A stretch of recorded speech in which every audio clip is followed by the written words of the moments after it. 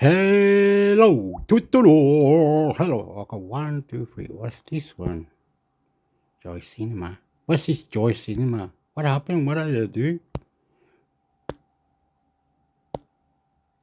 Jaya Cinema 24.05.200-08B5C11 mod APK no ads. Download. Download Jaya Cinema V24.01.020 add 2D957 mod.apk. Your link is almost ready. Please wait a few seconds.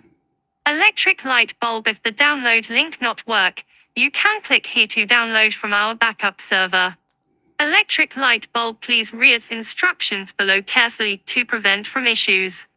Electric light bulb. Follow Akmedi on Telegram, TikTok, and YouTube to receive information, tips, and the latest updates. How to install. Never mind the play protect warning. As you know, mod means editing APK files. As a result, the mod APK files will not match the version available on the Google Play Store. That's why Play Protect now warns you every time you want to install mod APK.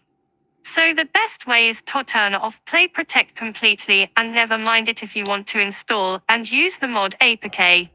How to install Jaya Cinema V24.01.020 add 2D957 mod.apk. 1. Download the file Jaya Cinema V24.01.020 add 2D957 mod.app from Akmedi. 2. On your Android phone, open the downloaded file Jaya Cinema V24.01.020 add 2D957 mod.apk. 3. Tape install. How to fix problems while installing/opening. Please see this page to know how to fix common errors when downloading and using apps from this website. How to update APK without lose the data. If you uninstall the old version before installing the new one, you will lose all your data. To preserve your data, never uninstall old versions. Just install the new version overriding it. Download FAQs. How to download. Just wait a few seconds and the download button will appear. Just click on it and the download will start. If the download button does not appear, please disable ad block on this site and try again. Why the download speed is slow. We use high quality dedicated server. So the speed of Akmedi is always stable and fast. In case the download speed is slow, please check your bandwidth. You can use eDem application for PC, a Radvance download manager /1DM Plus for Android, to speed up your downloads. Broken link or the description is not matched with the file. If you have problems with the link, such as the file does not exist or cannot be accessed, or the description is confused with the downloaded file, please report an error to us. Is the file I download from Akmedi safe? Of course, every file is checked by antivirus software and our editors before being uploaded to the website. Our hosting server is also regularly checked and backed up to avoid any threats. Well, this website checks every app and everything every time they get an APK. You can download this on my phone. I'm doing this on my phone, so anytime you want it, this when I want it, I'm just learning. I'm not doing this for, you know what I mean? I'm just learning. I don't know. I got no idea, but I'm just learning, so Akmedi, the best mod APK games and apps for APK Android. Modi. The best free Android app store, where you can unlimitedly download premium/mod/hack/APK apps you love. Editors' choices. The best items that are selected by our editors. Usein, Spotify, Telegram, Netflix, Imagine, OA Art Generator, Ajard, Duolingo, Crunchyroll, Flipperclip, Soul Browser, Truecaller, PixArt, Canva, Football Manager 2023 Mobile. Love Sparks. Booty Calls. Soul Night. Otherworld Legends. Dirty Crown Scandal. Minecraft.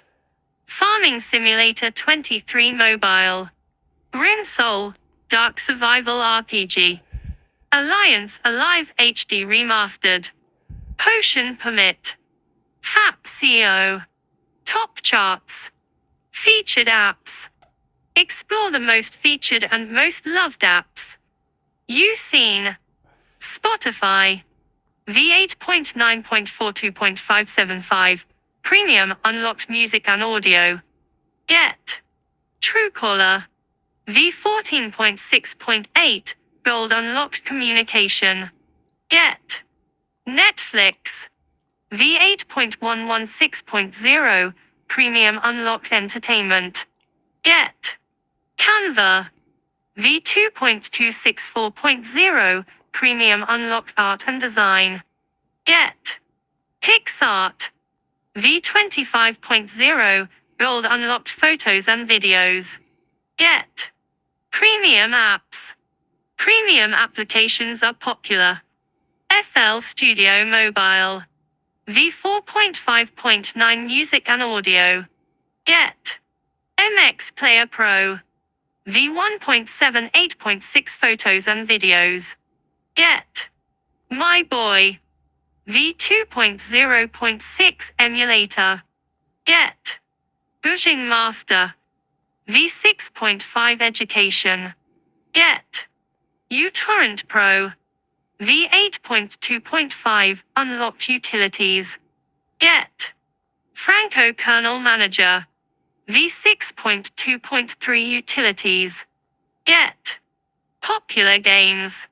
The most popular games based on downloads and community ratings. Stumble Guys. V0.71.5 Unlocked Skins Action. Get. BitLife. V3.13.14 Bison Ship Unlocked Simulation. Get. Minecraft. V1.21.10.20 Unlocked Adventure. Get. Dude Theft Wars.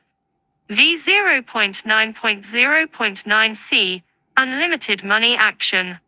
Get. Travel Town. V2.12.600 Unlimited Energy Puzzle. Get. Mini Soccer Star. V1.22 Unlimited Money Football. Get. Latest games. Updating the best newly released games. Bejeweled Classic. V3.5.0 Puzzle.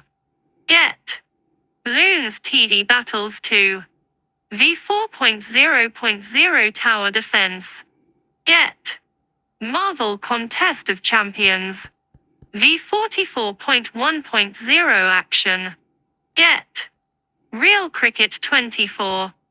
You seen it? What's that? What's that mean? Is there? Oh, down here, Hector. You seen it? What's that? Is that like a movie or something? What's that? Whoa. But you can download it. How do you download it then? What is it? What's juice in there? What's that about? What is it? Usein 1.11.0 APK download for phone and Android TV. Are you an entertainment enthusiast in search of an app that caters to all your needs? Look no further than Usein. Offering a flexible combination of movies, sports, children's programming, and anime, this app provides users with a diverse and rich entertainment experience. Introducing Usein. Usein is a multimedia online entertainment platform designed to offer diversity in content. Catering to a wide range, from TV shows, movies, anime to content for children and sports. Usein provides an immersive experience in the world of entertainment. A notable feature is the ability to switch between languages, including Portuguese, English, and Spanish. Furthermore, Usein pays special attention to providing a variety of free. Okay. Whatever. What is he gonna do? What's he gonna do? Where is it? This one.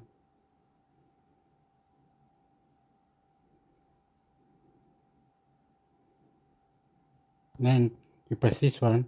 Is it? That doesn't say using it. That says sign. Okay, download.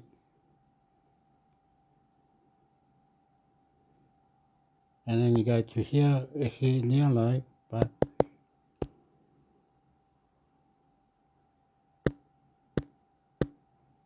it doesn't have anything on it. Oh, look at all this one. Look at all this one. Look. It's been doing this for years, maybe. Wow, look at all this. Whoa, look at all this. Wow, look at this. Ha ha ha ha ha ha. That's funny, Hector. You have to go one by one, do you? Now it's going to take me an hour. Ha ha ha. What a dickhead Hector is. Image PGA. What the fuck? What have you did? What you do, bro? What you do, bro? This is silly, eh? We're all gonna watch Hector do this for hours now. FIFA Confederation Cup news.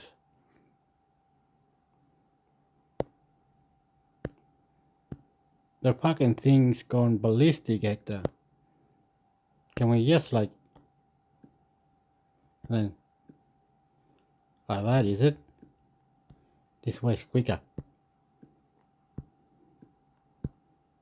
And then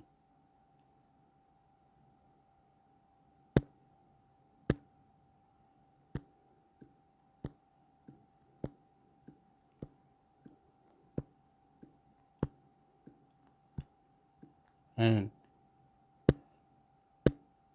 delete it. And what's this one? Open. You can install. Done. Where is it now? What do you have to do? What do I have to do? Go here. In here or something. There it is there. Install. Done.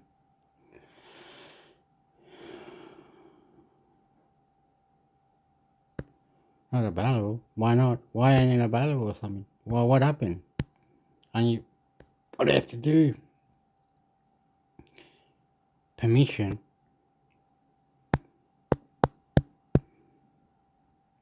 It says permission, is it? Layout. Back contact my lab.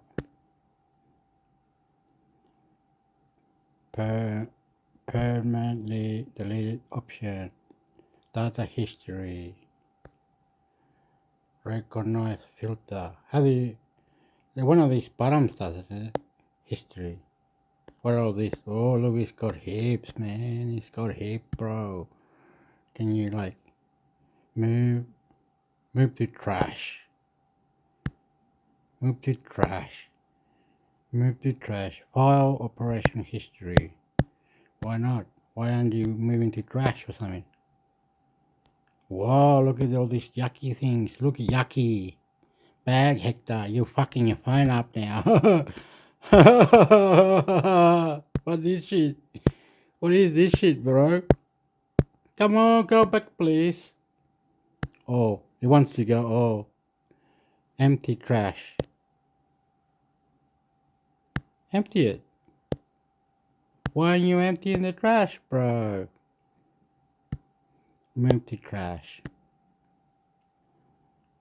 What's wrong, bro? Oh, come on, man. You fuckwit. Go, get out then.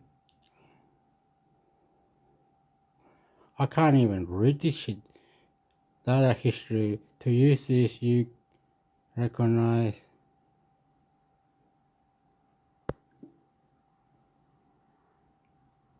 Allow permission. Okay, I'm allow permission.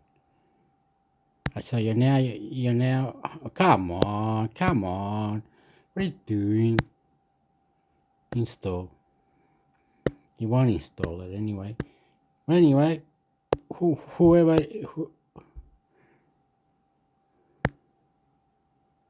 recycle bin. It's got joy. Is that it? Empty it. And then what happened to all the other ones? They're like network. Is there some settings? Show hidden file, show my lab. Anyway, that one, if you can get it, you get it. But if you can get the movies, I don't know. Simon is saying that. Now what happened? Over here, not working, bro. You're the leader. The lead. Goodbye. You're the leader too. I don't know. The leader. Goodbye. I bet you they do work, hey? I bet you someone's got, oh, look at beautiful. Oh, yeah, I'm watching all the movies, man. I'm doing all the thing. Sorry, intermix sector, you are fucking weird. Okay, let's go to the next fuck weird. Live It V Football Streaming HD App APK. Alternative Live It V Football Streaming HD App APK Alternative Google search. Download Live Football TV HD for Android now from Softonic, 100% safe and virus-free. More than 95,700 downloads this month. Download Live Football TV. Football TV live streaming, HD app to stream and watch football matches. Download APK 9.9 megabyte. 9th February 2023 Live Football TV HD is a free sports application from Luna Elk where you can catch high-quality streams of all your favorite football leagues. 9/10 219.free.android.lifestyle. Find the best free apps like Live Football TV Streaming HD for Android. More than 15 alternatives to choose. Football TV Live Streaming HD Live Foot. Best Live Football Streaming HD alternatives for Android. Football TV Live Streaming APK. Football TV Live Streaming 2.0.5 Live Football TV APK. Live 23rd May 2023 Live Football TV HD Streaming is a free sports streaming app from Football Stream where you can follow all of your favorite football teams and 9/10 80.free.android.lifestyle. Live It V Football Streaming HD App APK. Alternative Live It V Football Streaming HD App APK Alternative. Football Live TV Streaming HD. Live Football TV Streaming HD. No results. Try removing some filters. Top apps like LiveNet TV for Android. LiveNet TV. LiveNet TV, Live Football TV. Indian Live TV 24x7. Live Cricket TV HD Streaming. Live Football TV HD. Download Football Live TV app APK 3.5.3 for Android for free. Awesome! If you have this app, all football update and data in your pocket. 10/10 2.free.android.sports.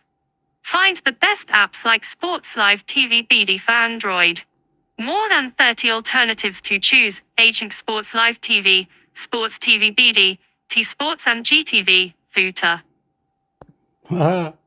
It was doing some crap. Ha ha ha ha. Ha ha ha ha. That's funny. Ha ha ha. He's trying to. Ha ha ha ha. Ha ha ha.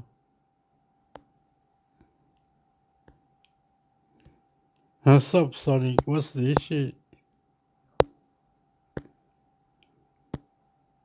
Download Live Football TV Scores. Watch Live Football, APK for Android free latest version. In Softonic, scan all the files hosted on our platform to assess and avoid any potential harm for your device. Our team performs checks each time a new file is uploaded and periodically reviews files to confirm or update their status.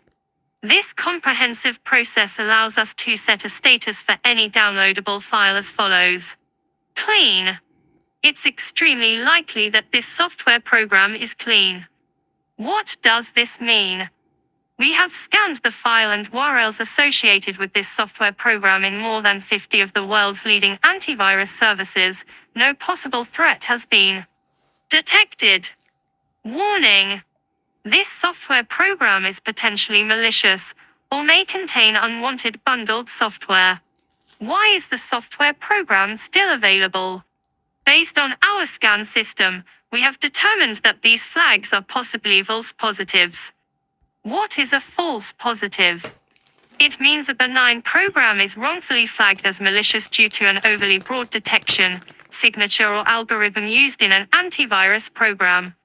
Blocked. It's highly probable this software program is malicious or contains unwanted bundled software. Why is this software program no longer available in our catalog? Based on our scan system, we have determined that these flags are likely to be real positives. Okay. Sonic. What do we have to do? Oh. Let's pretend we know what we're doing. You don't want to watch. Fuck it. Let's just go. Let's go. Here. What are you? Is that where you look? Is that what you?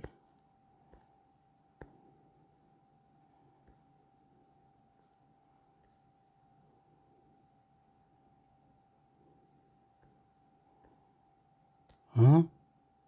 What happened? What do you have to do? App news and reviews, best software downloads and discovery Softonic. The best news apps, games, mods, APKs, software, news. For you in one place. Trending content. AI. Security by Avist. Creativity by Adobe. Roblox games. Trending games. Windows 4.3. Free. A football trademark sign 2024. 4.3. Paid. Granny. 3.5. Free. The Sims 4. 4.4. Paid. FIFA 18. 4.4. Free. Heroes Land. 4.1. Paid. Wallpaper Engine. View all Android. 4.4. Free. Free Fire. Winterlands. 4.4. Free. Sigma FF. 4.5. Free. Aviator Online Game. 4.5. Free. Scary Granny 4 Mod. 4.5. Free. Car Parking Multiplayer. 4.6. Free. Ethos X2. View All Mac. 3.8. Paid. GTA. Vice City. 4.3. Free. Roblox Studio. 4.4. Free. Fortnite. 3.3. Free. Steam. 2.5. Free. Facade. 3.8. Trial version. Plants vs. Zombies. View all iPhone. 4.3. Paid. Minecraft. 4.5. Free. Fortnite. 4.4. Free. Mobile Legends, Bang Bang. 4.2. Paid. Grand Theft Auto, Vice City. 4.2. Paid. Grand Theft Auto, San Andreas. 4.4. Paid. Temple Run, Oz. View all. Trending apps. Windows. 4.2. Free. CapCut. 3.5. Trial version. Adobe After Effects. 4.2. Free. ChatGPT. 4.1. Free. Winamp. 4.1. Free. NC App Player. 3.6. Free. Microsoft Edge. View all Android. 4.2. Free. VidMate. 4.3. Free. HitFi 4.6. Free. Happy Mod 4.5. Okay. It looks like this subtonic.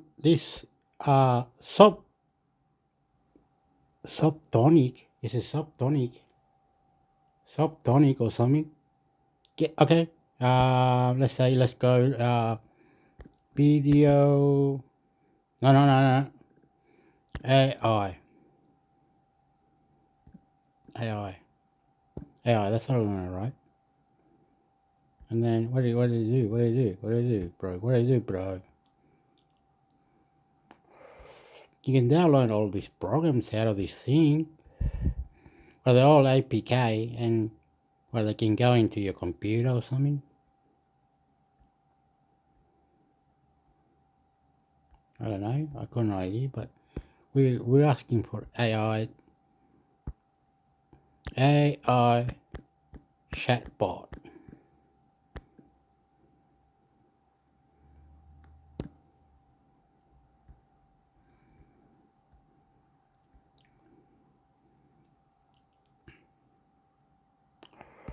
Doesn't want to do that, eh? Here. Download artificial intelligence AI best software app. Photo room.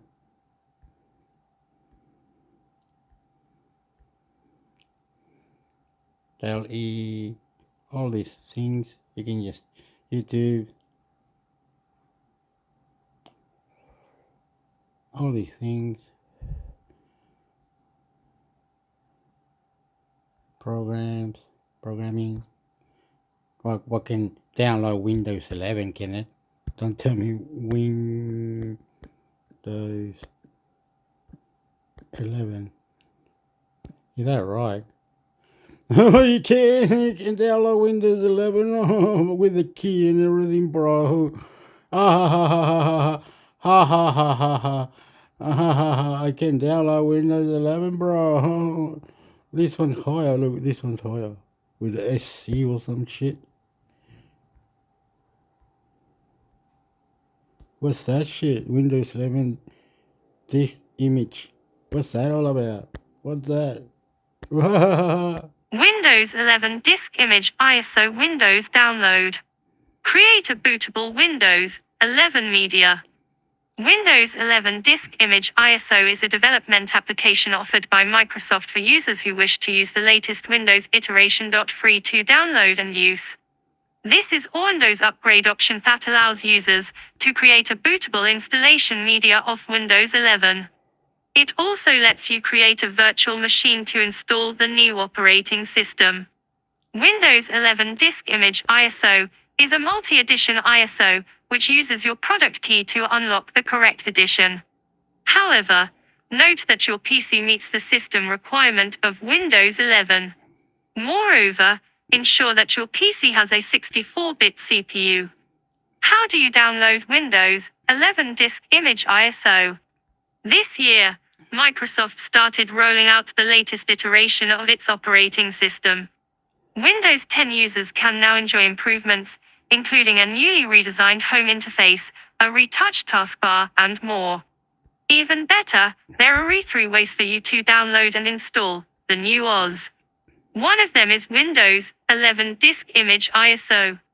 As mentioned, this option allows you to create a bootable installation media for Windows 11. Downloading the ISO file is easy. From the download page, locate the Download Windows 11 Disk Image ISO section. Expand the drop-down list and choose Windows 11. Click the Download button and select the language from the list. Tap Confirm and click the 64-bit download button to start the download process. Aside from this method, you can also download the ISO file via the Windows 11 Media Creation tool. Once the download is done, you can save your ISO file on USB flash drive or burn it on a DVD. Note that you need at least 8 GB of storage to create bootable media. Additionally, your PC must have a 64-bit architecture. There is only a 64-bit download option. Finally, ensure that the PC where you will boot the file meets the Windows 11 minimum requirements. Easy Windows OS Update. Overall, Windows 11 Disk Image ISO offers a convenient and easy way for you to install the latest Windows OS on any computer. With this, you can create a bootable file that you can easily run on another PC. It also saves you from downloading the upgrade on every machine you have. Although, make sure that your device meets the OS requirements to avoid compatibility issues in the future. Ha ha ha, I just worked out something. Ha ha ha ha ha ha ha, you worked out something. Get Windows 10, bro. Get Windows 10. Fuck Windows 12. Fuck Windows 11. Stay on Windows 10 because all you're going to do is download something from the website and you're going to get Windows 10. So when Microsoft said you must require who the boss here? I'm the boss, motherfucker. Get Windows 10. Get someone to download you Windows 10 on your computer. Then fuck Windows 11. Fuck Windows 12. Fuck the Lord. And fuck you. You understand now? We will destroy you. We will have Windows 10, motherfucker, that can run APK with the emulator, with the BlueStack, motherfucker. Windows 11 won't let us have APK, so we'll run fucking APK files from Windows 10, motherfucker. You understand now? So we're gonna go to the repair shop and ask them to put Windows 10 on our computer. And we will play computer games with Windows 10, motherfucker. We'll do everything with Windows 10. And then fuck Windows 11. If Windows 11 is available to have an emulator that can put APK into it, we'll be doing it as soon as possible. So we can have what we call a thing that fucks fucking Windows. No more Microsoft, no more nothing. We'll block you up, we'll fuck you up, we'll do whatever we want to. We want Windows 10 and that's it. You got it. Because Windows 11 might say, oh, you need Windows 12 now. You know that it might give you update. Fuck the update. Fuck the update. Fuck the update. Every time you get an update, just delete the fucking thing. Keep deleting it. Because you only got Windows 10 and fuck this shit. Fuck the Lord. We're gonna fucking break a breaker. So Windows 10. I just worked it out. You just need Windows 10. You don't need any more. Because Windows, all you're doing is social media. You're going here, going there, going here, going there. Download one thing, one or two. Oh, this, that. But it's fucking you up, right? It's fucking you up, bro. Windows 10, mate. You got it. Windows upgrade. Download Windows upgrade. Best software, motherfucker.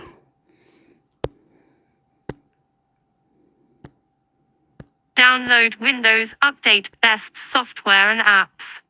Facebook for Windows is the application that transforms the way you connect with friends, family, and colleagues. It's your window to the world of Facebook. DriverPick Solution Online is designed to automatically update and check the status of your Windows drivers. If your computer is crashing unexpectedly. Which one is that? Driver. This one. Driver Pack Solution. What the hell? What is gonna check for solution? DriverPick Solution Online download. Free driver maintenance software. DriverPick Solution Online is designed to automatically update and check the status of your Windows drivers. If your computer is crashing unexpectedly, operating slower than usual, or certain programs will not load, it is highly likely your drivers are outdated. Checking the status of your drivers and updating them when necessary is essential for Windows users. It can also be a real hassle. There are several ways to do this. You can pay for a premium program to maintain your operating system. Update your drivers manually one by one. Use software like DriverPick Solution. This program is designed to configure your computer by diagnosing problems with your drivers and installing updates, when necessary. What is the point of installing software like DriverPook? The need to seek and install drivers each time when you reinstall Windows is, in our opinion, one of the most significant flaws of the entire Windows family, so quoted Artur Kozyakov as the reason he developed DriverPook solutions back in 2008. Updating your Windows drivers one by one can be a painfully slow process. This remains the single best thing about this driver solution. It was created for one purpose, and it does this job well. DriverPook solution is popular for personal and professional use. The process is automated, making it easy to navigate for beginners, and the vast database of drivers, the biggest in the world, makes this an attractive solution. For professionals, can I run DriverPook solution on any Windows PC? Pretty much, yes. DriverPook supports both 32-bit and 64-bit editions of Windows XP, 7, 8, 8.1, 10, and Windows 11. The enormous database contains over 1 million drivers and counting. If you can't find the driver you need in the offline file, you can search for it online and install it that way. While the program itself is fast and efficient, installing DriverPook solution for the first time may be quite slow. The whole package is large and therefore slow to download. You do have the option of the DriverPook offline solution. Is DriverPook solution safe to download? Many users may be wary of downloading third-party software onto their Windows, PC or laptop, and for good reason. Malware is becoming increasingly sophisticated and difficult to detect, and downloading third-party apps onto your device leaves you vulnerable to cyber attacks. When you install the software for the first time, the DriverPook solution program does recommend that you turn off your antivirus software to allow it to install properly, otherwise it could be flagged as a threat. This does feel like a gutsy move, ignoring the red flag waved by your antivirus protection to install new software. Rest assured, however, that DriverPook is an online driver solution that is trusted by tens of millions of people around the globe. The app is easy to download, simple to use, and requires just a few clicks to clean up your hard drive. The only thing to bear in mind is to select drivers only, otherwise you may unwittingly install a bundle of recommended and potentially unnecessary new files. Another negative feature is that the large file size makes downloading the program painfully slow. Also, if you have an old version and you want to update to the DriverPook solution latest version, you will need to reinstall it from scratch. Are there better alternatives? When it comes to installing, updating and managing your Windows drivers, DriverPook solution is the Windows favorite. This does not necessarily mean it is the best though. Another plucky contender is SnappyDriver. This neat solution automatically updates your drivers and is also free. The inbuilt algorithm ranks drivers by compatibility, although some of the recommendations are only available in the paid expert version. Driver Booster is another program that will identify your outdated drivers for optimum system performance. You can also choose to reschedule scans on a regular basis to ensure your drivers are always up to date. None of these solutions will offer you in-depth information about your existing or newly updated drivers. If you are looking for detailed driver information, then you may like a Driver Easy. This program does have a free version that includes information on certified Windows drivers. However, to take advantage of the full array of features, driver comparisons, automatic restoring and system backup, you will need to upgrade to the paid version. An intuitive and all-in-one program for driver diagnostics. Intuitive and automatic all-in-one software like DriverPook solution takes the pain out of running individual checks and manually updating your own drivers. Not only will DriverPook diagnose problems with your drivers and install updates, but you can also use it to perform a full system cleanup and disk defragmentation. What's new? The most recent version of the DriverPook suite lets you select your own drivers, an appealing option for users who work with multiple computers and hardware. This way you can add your own drivers as well as removing unnecessary ones. You do have the option of selecting programs plus drivers when you run DriverPick solution. The program will then update not only your drivers, but also install other recommended Windows tools and applications from their software database. If you fear unnecessary bloatware, it is safer to stick with drivers only.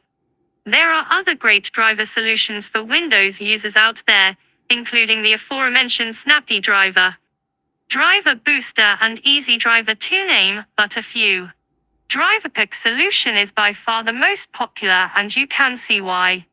An intuitive user interface, multi-device compatibility, quick updates and completely free. Do download it and see for yourself. Okay, I'm gonna have to look for whatever. Use software like DriverPack solution. What is the point of software like DriverPack?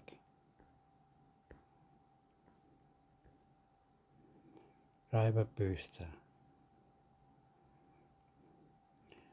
Driver Booster. Okay, we're gonna look for that. Mini to Windows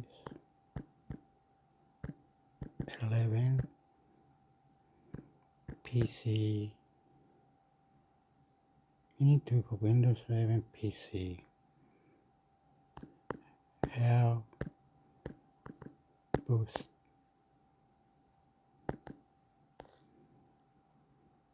boosters PC Windows 11 mini mini tools. I'm only doing this from my head, like in your future I might be screaming and shouting or whatever, but you gotta take in consideration that this is only a practice, this is only a look, this is only a chance, this is only 1 over a million chances that this might be true. This not like every day or anything, you know, understand? I'm doing it from the bottom of my heart. If you think, oh, this intimate actor, found him on YouTube, he's screaming, shouting, don't be silly. I'm only playing around, bro. And don't fuck it up, because if one day you miss out on something, we're going to blow up, mate. We're going to blow up. You understand?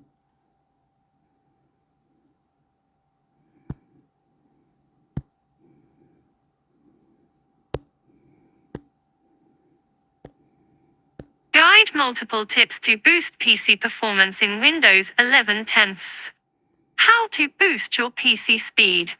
If your Windows 11 10ths computer is old or runs at a very slow speed, it is necessary to boost PC performance. In this post, Minitool System Booster can help you a lot in a PC deep cleanup, app uninstallation, etc. Besides, some other common tips will be introduced on this page.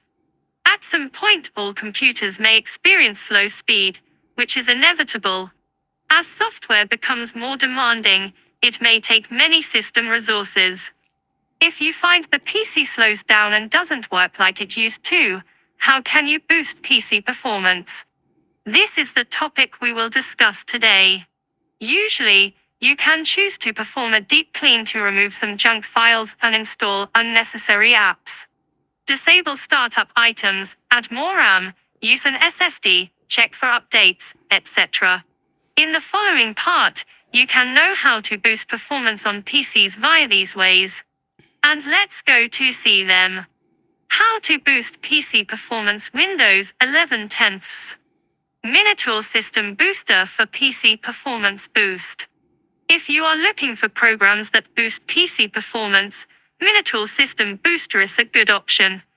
As a comprehensive PC tune-up software, it allows you to clean up your PC, including junk files, internet files, registry items, memory space, etc. Recover lost files, permanently delete files, wipe a drive, fix system issues, disable unwanted startup programs, uninstall apps and more. To sum up, Minitool System Booster can be your assistant in improving your PC performance. Now, don't hesitate to free download this utility and install it on Windows 11/10/8.1/8/7. Then, install it and follow the guide below to start some operations. Minitool System Booster Trial. Click to download 100% clean and safe. Step 1. Launch Minitool System Booster to enter its Performance tab. Step 2. Open ActiveCare. This tool can scan regularly your PC to ensure peak performance while the machine is idle. Or, you can tap on Run Scan to scan the computer at once. Step 3. To boost your PC performance, performing a deep clean is necessary. As time goes on, many junk files, temporary files, internet files, cookies, etc. accumulate on your computer, leading to a slow speed.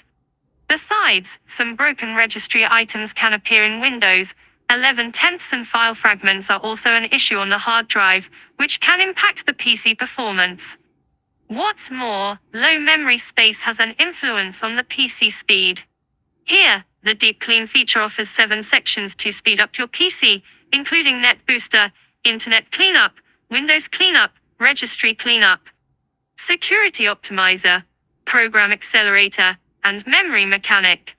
Just tap on the Start Clean button and Minitool System Booster starts to perform cleanup tasks.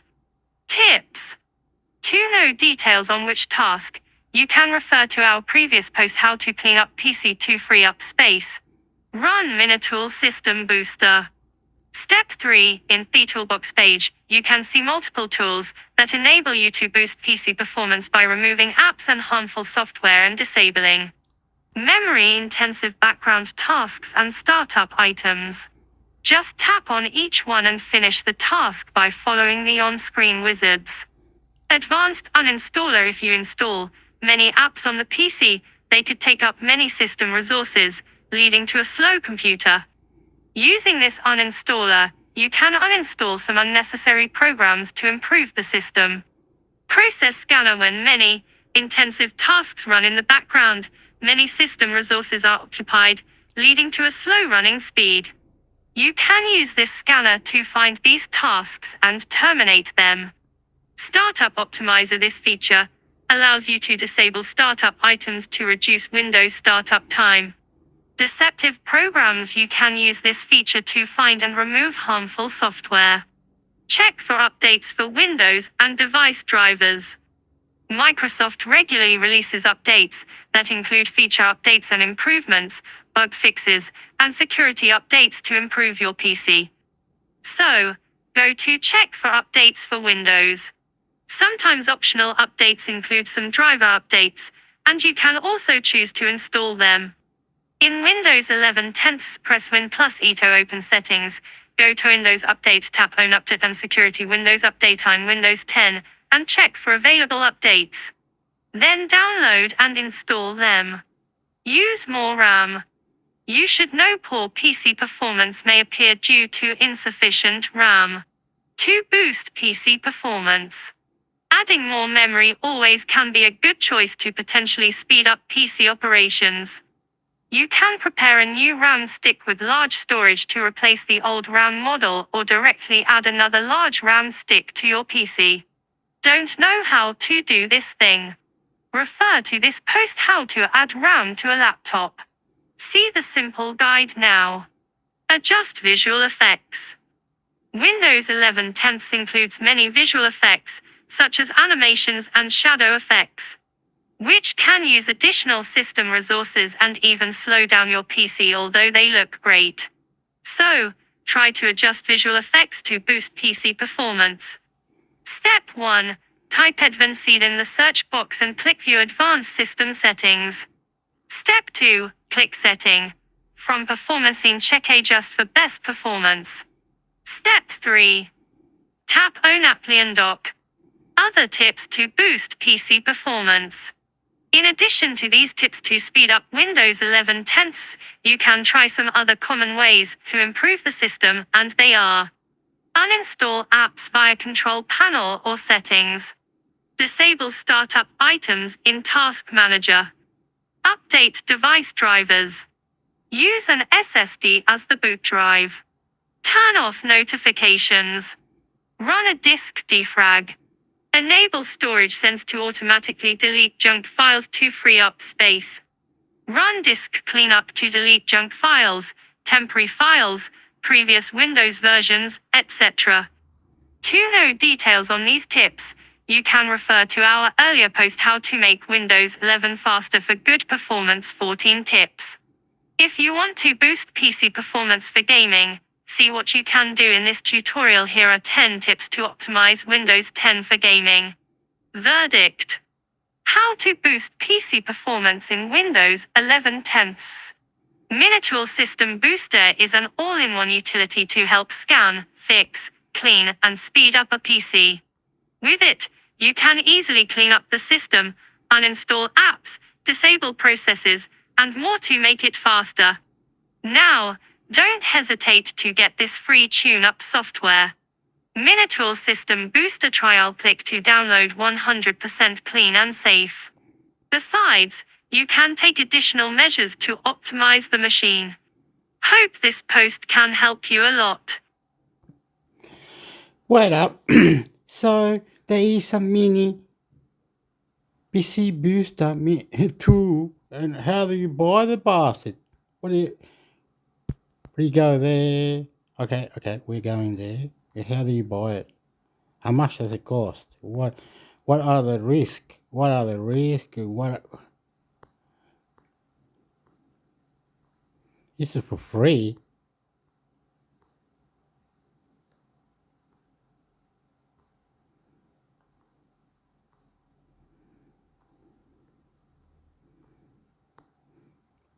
Product, what's that? I can't read shit, but anyway, apparently you can buy this and it will. So what are they on about? What are they on about? So every time you feel like something is fucking up, press this thing and Mini Tools will fucking clean it for you. But how do you get this Mini? So you don't freak out, bro. Okay. Anyway, it's called Mini Tools. Mini Tools Wizard. Okay. Explore, Mini Tool Movie Maker.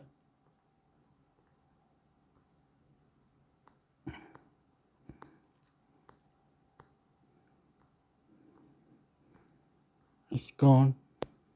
Oh, here. Mini Tool Wizard Power Data Recovery System. That's all these things. Wow. It is incredible. What do you have to do? Whoa.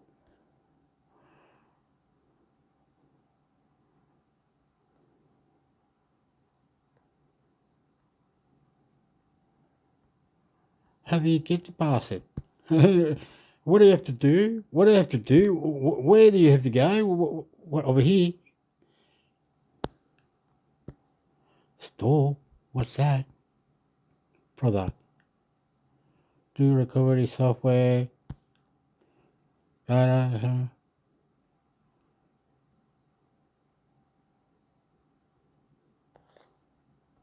What do you have to do? Can you download? What's this download? Don't tell me to start downloading now. Whoa. Download. Free trial. Alright, free trial. You have to download all this in one go. What? Data recovery, power recovery, backup restore. What? How? Where do you go watch it? Can you go somewhere and watch it or something? What do you do? Where? How? What? Port recovery, mobile recovery. Is there like a YouTube channel? Is there? Accept.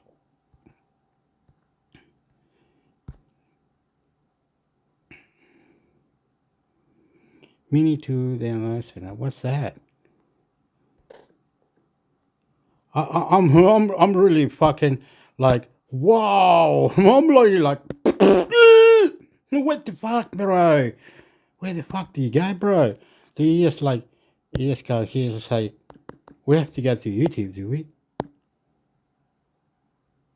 I've never, first time in my life, right?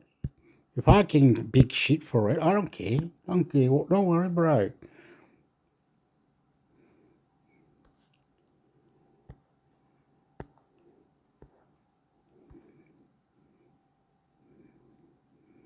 Mini, okay, I can't reach it, man. Mini 2 partition wizard free.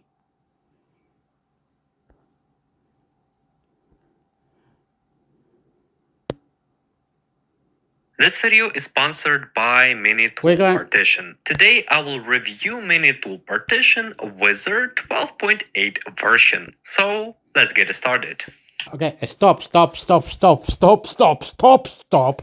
brother. Stop, bro. Whoever you are, I know there's many. Maybe YouTube will teach you why this free mini tool is it worth it? Is it just is it my imagination that I have to rip my eye out, rip my brain out, rip my fucking and so say these mini tools will cost you $190 a year. Please subscribe here and pay $190 a year. If that's the case, that's a lot of money, and I'm not doing that. I ain't couldn't be fucked. I don't know what you're on about. I've never heard of it. Oh my god. Okay, let's calm down. This is a reaction. Ahoo. And here we go. First of all, we need to open our browser. For example, I will open Microsoft Edge browser. Then you need to copy this link, partitionwizard.com. Link I will leave in the video description. After this, you need to paste the link and press enter.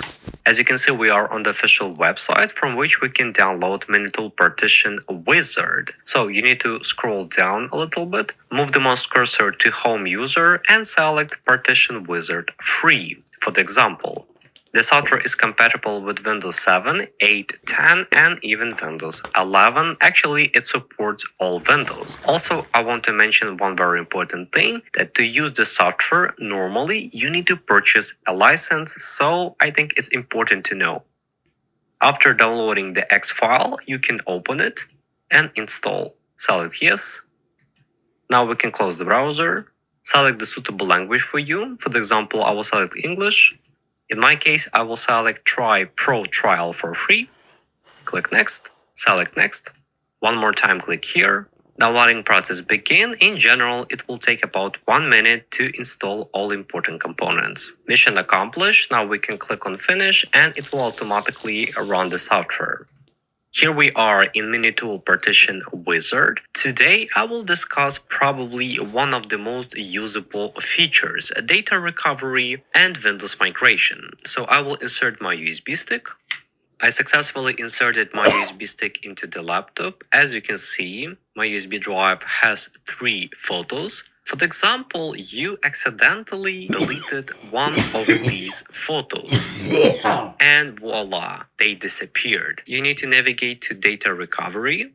Click here. In data recovery, you may see logical drives and devices. So in our case, we want to recover data from a USB stick. So of course, we can select devices. Also, you can recover data from specific place.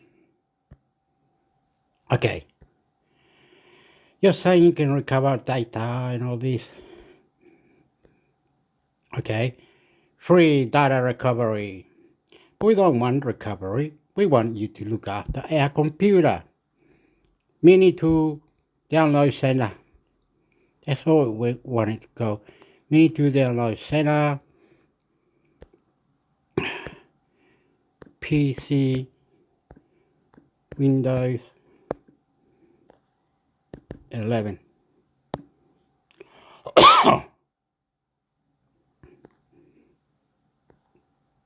Move to something.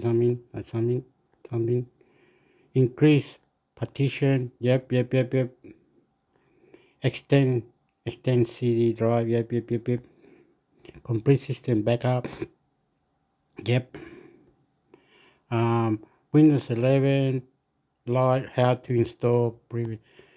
Windows 11, Windows 11 unexpected PC. Yep, Windows 11 builder. Here it is. Here it is. This is wizard review mini petition wizard review and tutorial. Yep. Anyway, here it is. This I don't know if you buy it. I don't know how it works, bro. But I'm not gonna turn one of these. I mean, one day when you look, you gotta write this down. You gotta write down. It's pissing me off. Windows Downloads Center. Window Mini Tools Download Mini Tools Download Center PC Windows 11. Maybe you have to write tips, tricks, PC booster. How to spell that? Booster. Because that's what you want to do. You want it to boost your performance on Windows 11, right? So to get your Windows 11 to be performing up to date, nothing is fucking you up inside your computer. It's checking for malware, checking for virus, it's checking for things like that. If you know that your computer needs that, and it costs, say, let's say a little number, not 190 like I said before. Say a little number, say $100 a year, and it will clean your computer, make it feel better. And you can do this once every month or something, once a month or every 2 weeks.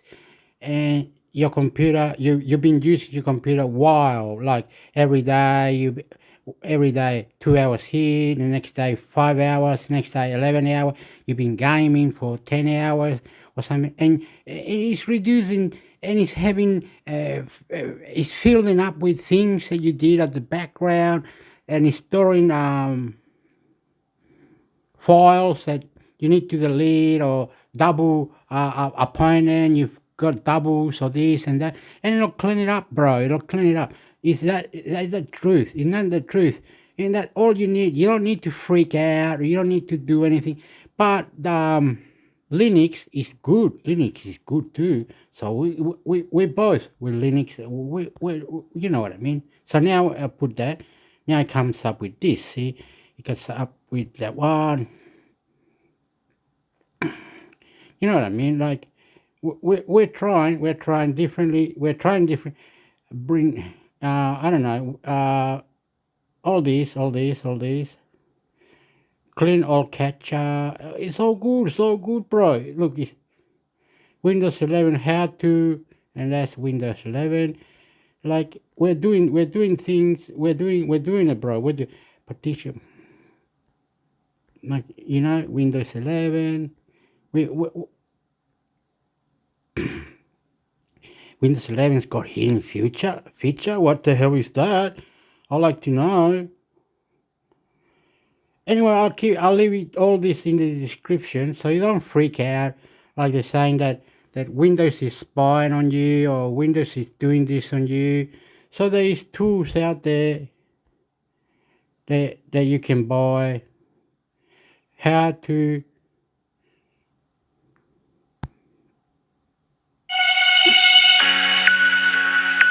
fully come from Windows and Hi guys, this is Jude from EasyTex. In this tutorial, I'll be demonstrating how you can fully transfer your Windows operating system and data from one storage drive to another without losing your Windows license and without losing any files, folders, settings, or applications. Here, the new storage drive could be a mechanical hard drive or SSD.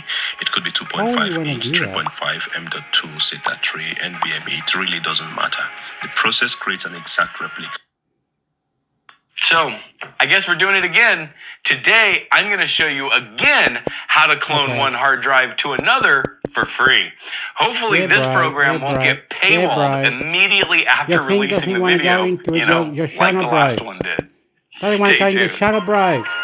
I can't. Fuck up. Shut up, you fuckwit. We don't want to clone anything. We just want a tool that cleans the Windows 11 so your performance can be much, much better. No virus, nothing is being stole, nobody's doing anything wrong. It's all there, bro.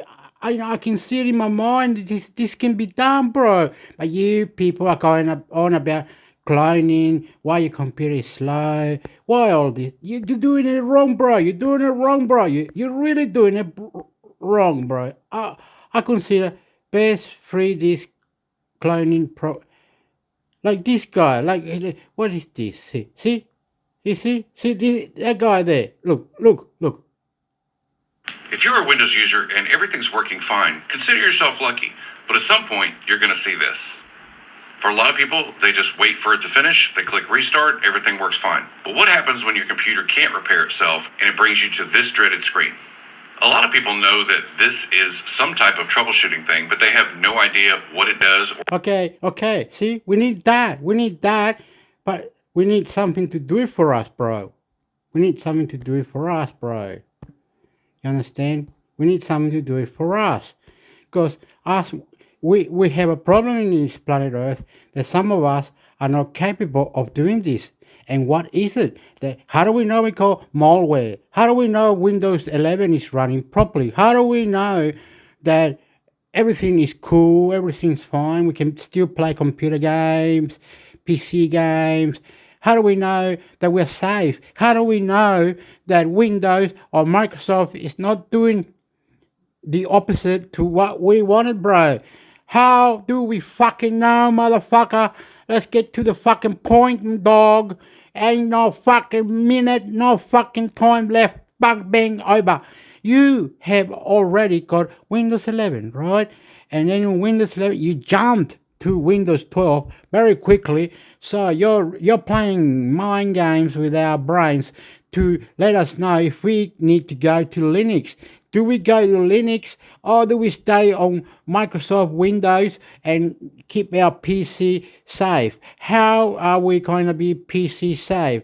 Is this the tool to do it, or are we on something that we do not know what we're doing? Are you insane in the membrane? Okay, you're going to have to follow these instructions to get to it, right? And to get to it is incredible. We are trying to tell you that there's many people that say like this guy here is being very, very, very unique, and he's trying to say that you can clean up Windows 11 and Windows 10 and all this. But we've been doing this for weeks now. Last week or week before we did something. Now we're doing it again. It's Windows 11 gaming. See, it's how to configure Windows 11 for gaming. So we can do that. We can do that. We can do that. We can do all this. You know what I mean? What, you guys got another? Oh, this one goes into it. I don't know why the other one didn't go into it. Okay. What, you guys, today we're taking a look at how to block users from opening certain programs on Windows 11. So if you've got a program that you want to block for a particular user on your computer, then this is how you're going to go about doing it.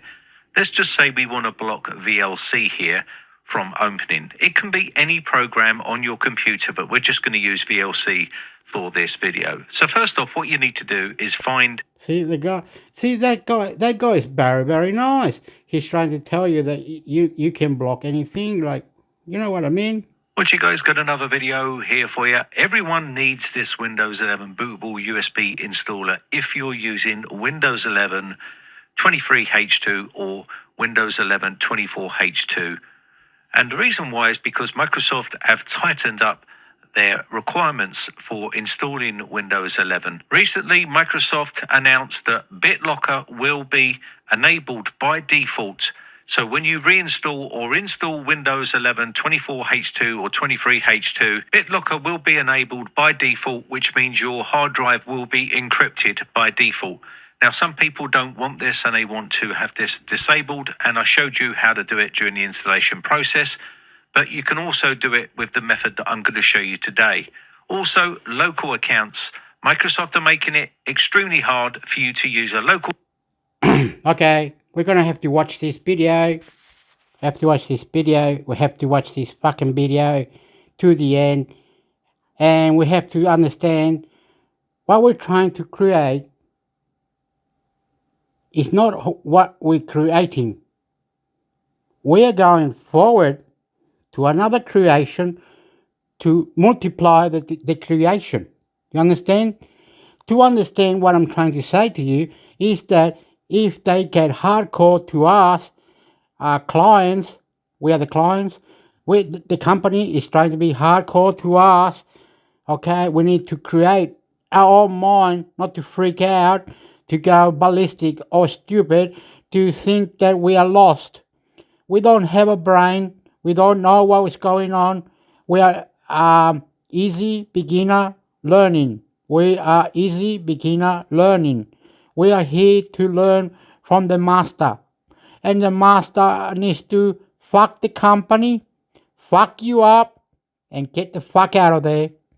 And we need to do this clearly, competitive. We need to do this hardcore, and we can't fucking be stopped. We are going to be the future for the company. We'll buy headphones, we'll buy new laptops, new PC, new phones. We'll buy the world best of all that we got. We need to be safer. We need to be provided with things that we love to use for the internet. And if we are here to everywhere around the world, we can't be expected not to be full of shit. We don't need to be fatso, ugly, stupid, dumb, or whatever. We need to upgrade ourselves without them knowing that we are doing this, because once they know what we're going to do, they're going to jump the line. They're going to say, oh, they want to do this. Why don't we create something like this? And then they'll put it in our system, and the company will put it in our system. It doesn't cost anything. No. Don't do that, company. We don't give a fuck. We're doing it ourselves. We're watching a YouTube video to get the fuck out of our brains because we're scared. We're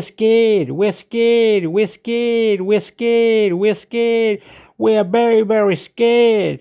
Some young user, like a 17-year-old, 21-year-old, or 27, even old people, don't know how to use computers sometimes. So we're scared. We don't want you to provide us with something that you are going to create. But if we start telling you how to create what we want, then you will create it for us, and we have to follow your company. And we don't want to follow your company. You understand? We want to do something else. We want to follow YouTube. YouTube doesn't have things to sell to us. YouTube doesn't do anything badly, but the same with Facebook or other things. It's just that we are very scared that you might take a photo shot or do something and have all these things stored in your company, like a password, a date of birth, where we live, and all these stupid things. You understand? This is where we're getting to the point where it's a security breach and all these things. We are getting very, very scared, and we are getting so scared to the point that we need to go to Linux. And we're very, very scared with Google. We're very scared with Google. We don't care what Google does anymore. We want Google to fuck off, to go away. You understand? We're finished with Google now. We don't care about Google no more. In the world now, in the planet Earth, we hate Google because Google has got hidden features, buttons that we'd never know about. You didn't tell us until now. We found out right now, brother. A person from India, an Indian person, was saying the other day that Microsoft is spying on us and knowing everything we do about it. But if the FBI or anyone found out they're doing that they're going to get in big trouble. They're going to go to Microsoft one day and say, Microsoft, give us all the information that you've taken from every human in the world.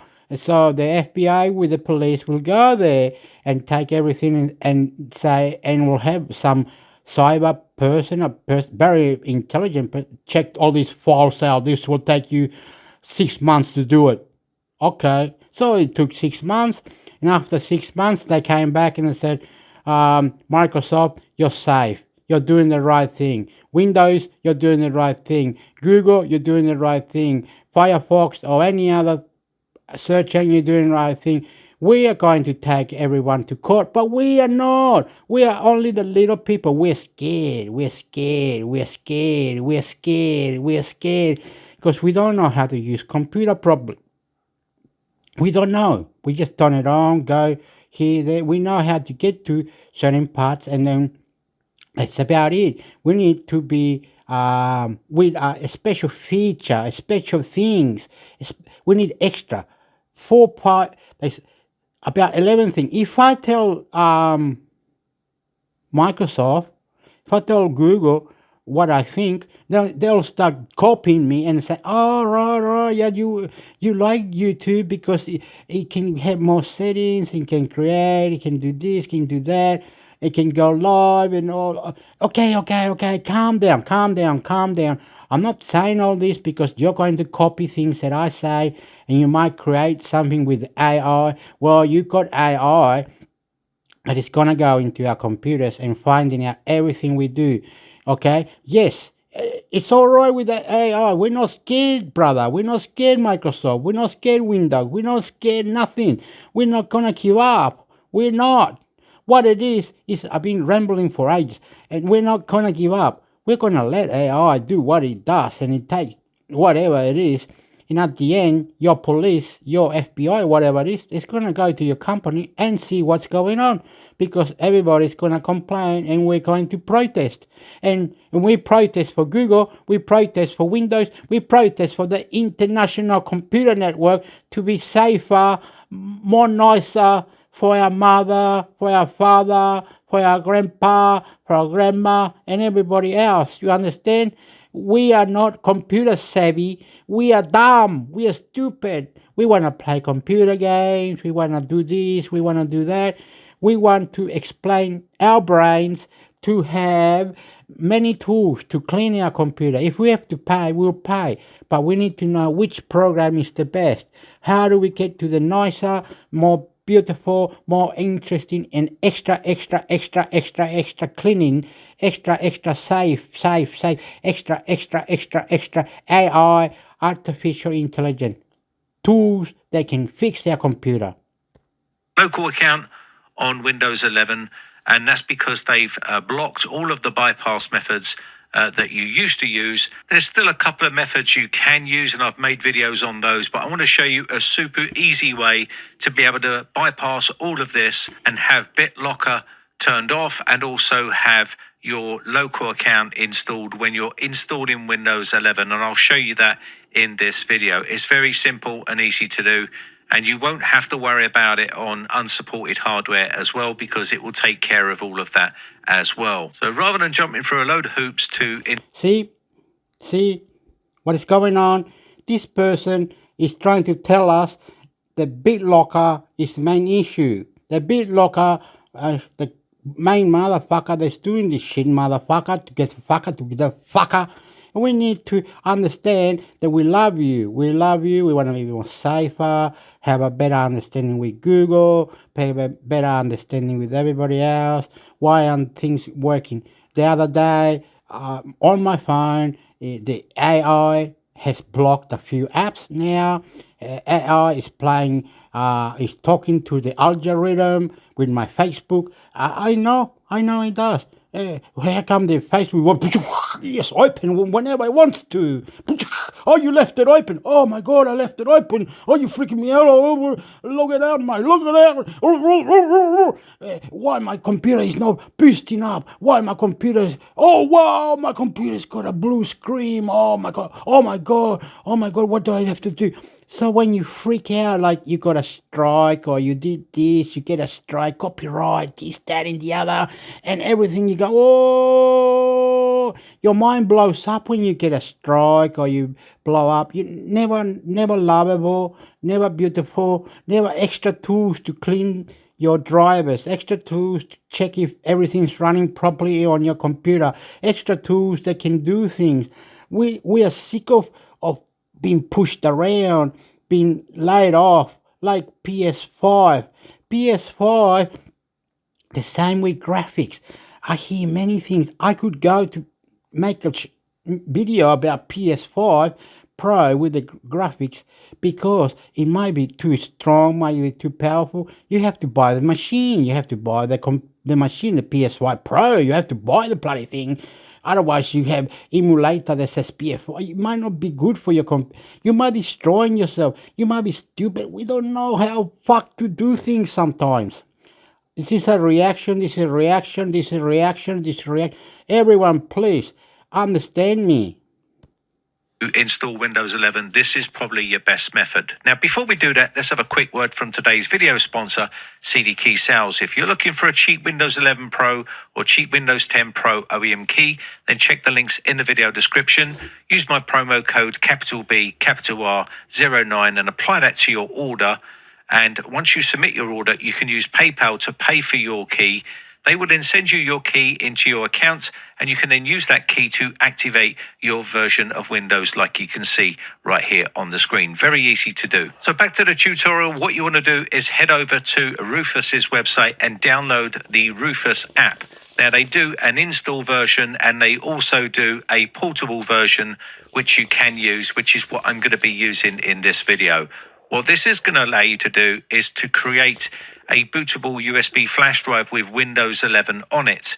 And this means that there's going to be a bunch of features on here which you can enable, which will bypass all of this. So I've got my USB flash drive plugged in. I've downloaded Rufus and I'm now going to click on install. Now, we have got a portable version here, so it's not going to actually install anything. It's just going to unpack it into its own container. But you can see there is my flash drive. It's called BIOS, but don't worry, we'll change the name of that as we go along. So you can download an ISO from Rufus. It will come straight off of Microsoft servers if you want to do that. If you want to do that, click on this little one here down on the bottom left-hand corner, and this is your settings, and you can change this to daily default on check for updates. Click close and then close the app and reopen it. And when you reopen it, there will be a little arrow next to the select here if you want to download it from this location. So select download, then hit download here. And this is going to allow you to download a Windows 11 ISO or Windows 10 or other versions. So let's go ahead and click on Windows 11 and choose the latest build. It's 23H2 version 2 here. So I'm going to click on continue. And now you can choose whether you want this version here. So that's the version we're going for. These are your additions. And now we can choose the language. I'm going to leave it as is just for this video and click on continue. Once that's done, we can then move on to the next section, which is choosing our architecture, which is 64-bit. And that's where we're going to leave it and click download. It will then give you the option to download that version right here.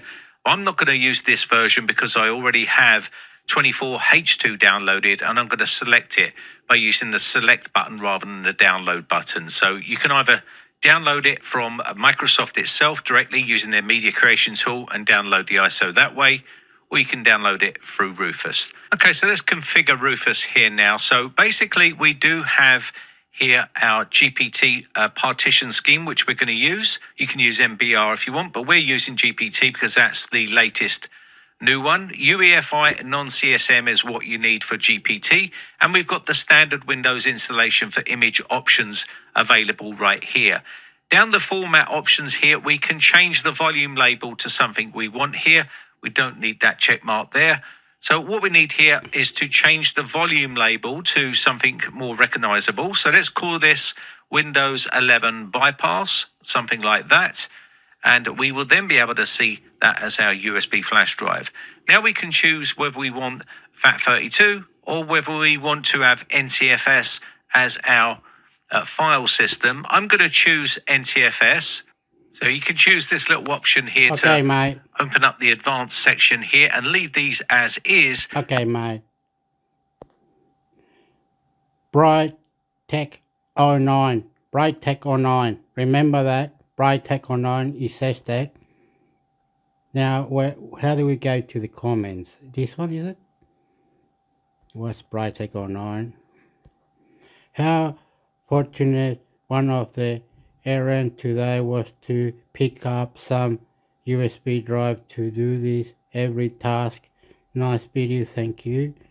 Thank you for testing Rufus as we talked about the other day, Brian. Sweet, thank you for I'll be using Rufus for future install for now on.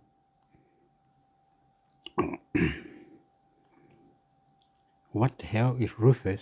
Who is Rufus?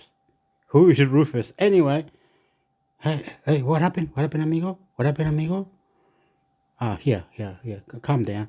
Everyone needs to know Windows bootable USB installer. So can we get get it off? That, and that. Then copy there. Over here. After all that, we're meant to go to the other one. Whoa. Esto, cámbiale. Okay. This is very important. This is very important what I'm doing. Apparently, to me, it is. To others, you be like that, bruh. Fucking, I say,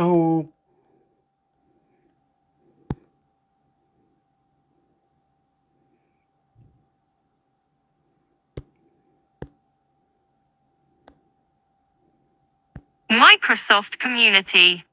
Welcome to the Microsoft Support Community. Get answers from our community of experts. New to the community, learn more. Okay, Microsoft apparently has got a community. So if you are connected to Microsoft, you got an account on Microsoft, you can go to the community, ask a question, and they'll give you a reply. So there you go.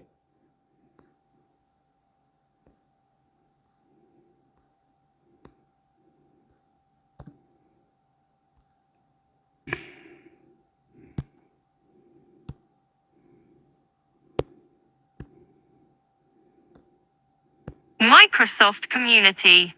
Welcome to the Microsoft Support. Get fucked, mate. What are you doing, idiot? Maybe you, what are you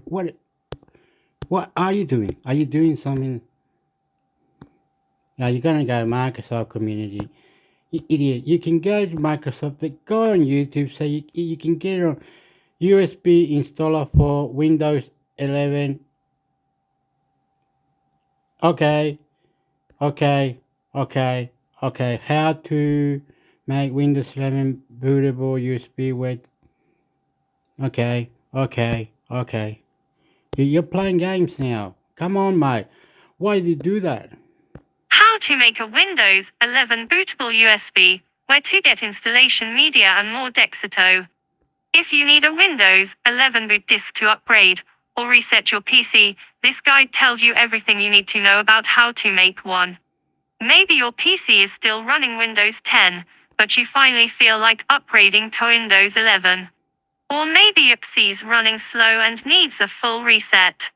For both of these scenarios, a Windows 11 bootable USB stick is an essential tool.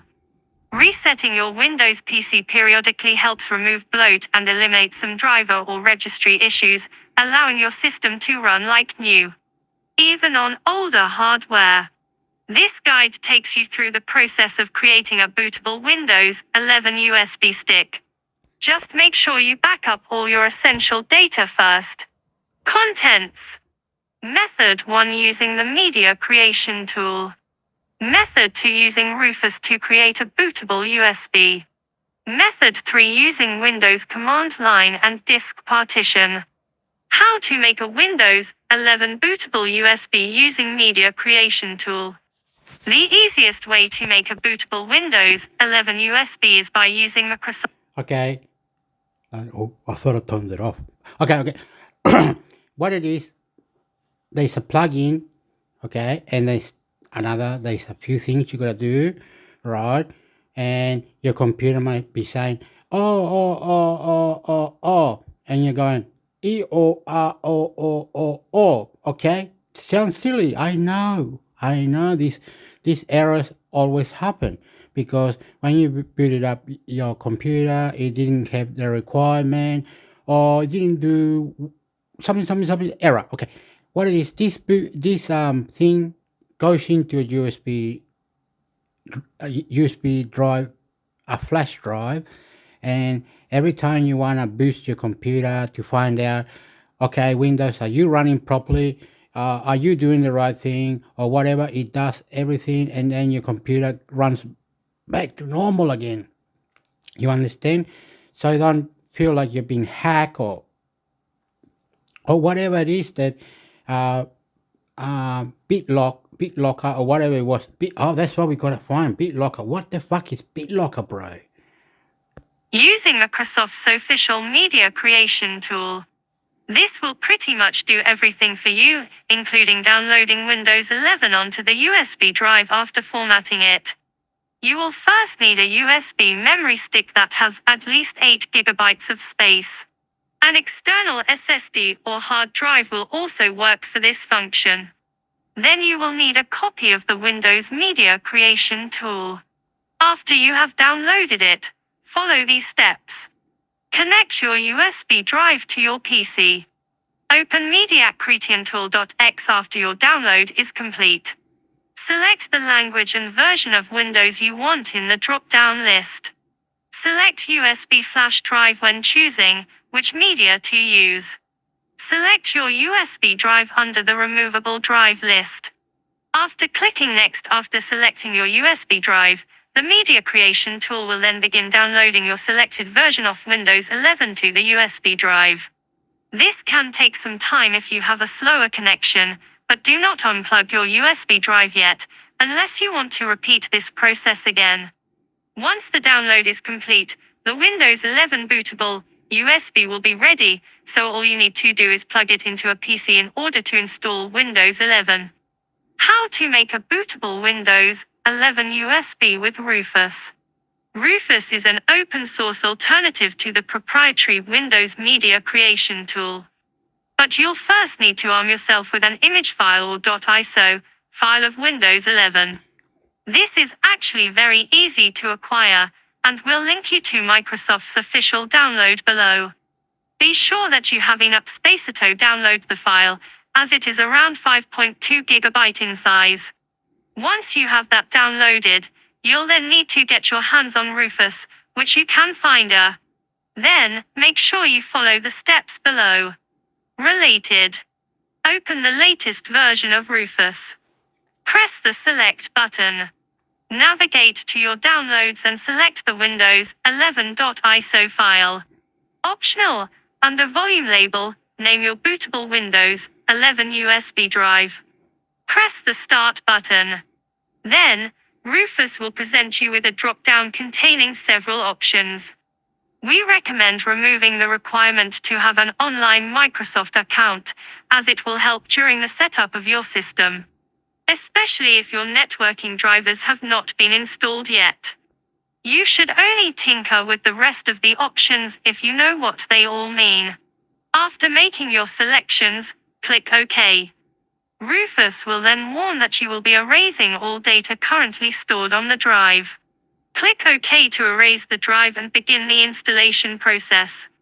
Then, once complete, you will have a brand new Windows 11 bootable USB, customized to your own preferences. How to make a Windows 11 bootable USB using command prompt. This method is only recommended for power users who prefer using the command line. The other methods described here are generally easier and quicker. If you are still keen on using it, download the official Windows 11.iso file first.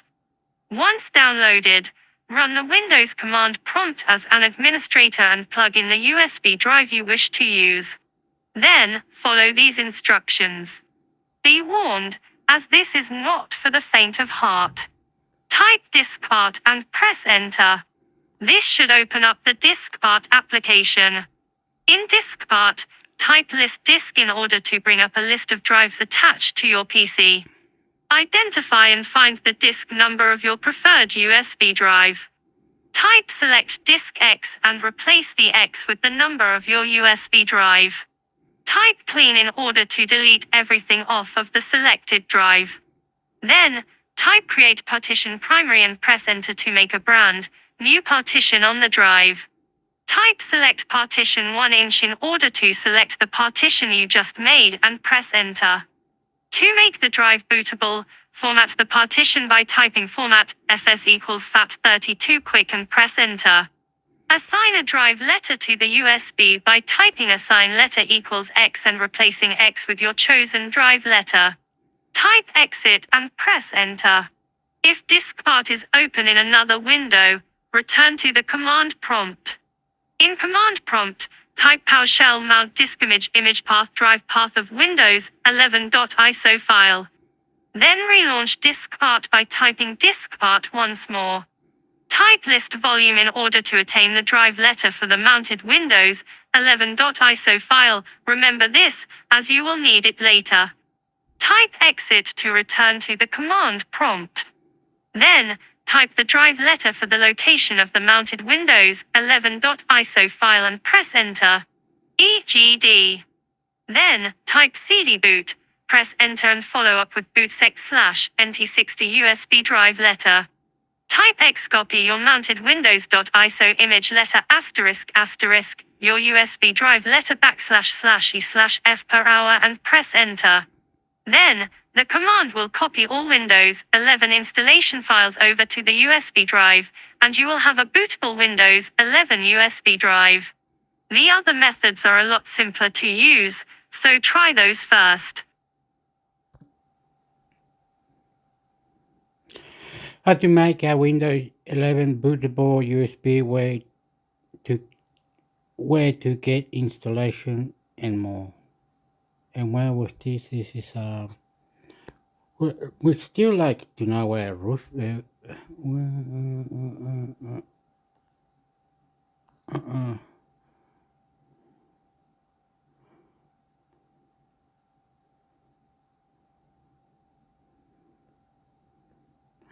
I'll have to give you all this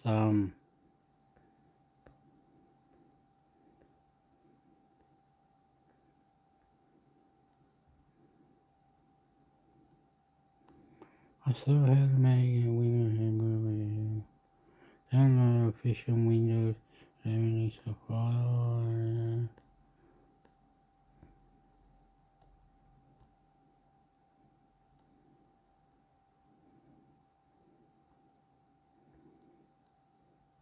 How to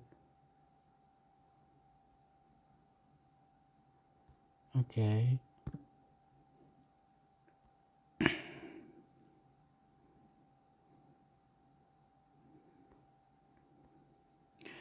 Create a Windows 11 bootable USB Mac. Yeah. How to make Windows 11 bootable USB. Top 2, yep.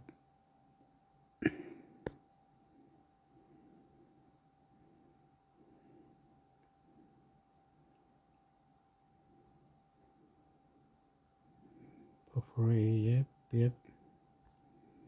So we can have Okay, we're not freaking out, are we? No, don't do that, Hector. Don't freak out, bro. Don't freak out. It's not killing you or anything. Trust me, we're just looking for things. And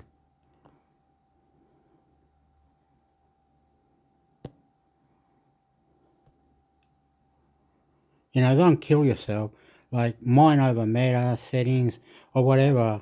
We love you. How to create a Windows 11 bootable USB on Linux using Ventoy Linavox. Creating a bootable USB drive is essential for installing a new operating system on your computer. If you're using Ubuntu and want a reliable tool that works seamlessly on both Linux and Windows, Ventoy is the best choice. This guide will walk you through the process of creating a Windows 11 bootable USB drive using Ventoy on Ubuntu. Prerequisites. Before you start, ensure you have the following: a USB drive with at least 8 GB of storage, an Ubuntu operating system with administrative privileges. Important: creating a bootable USB will erase all data on the drive. No. We don't have it. Sounds like it's silly. No, we don't have that.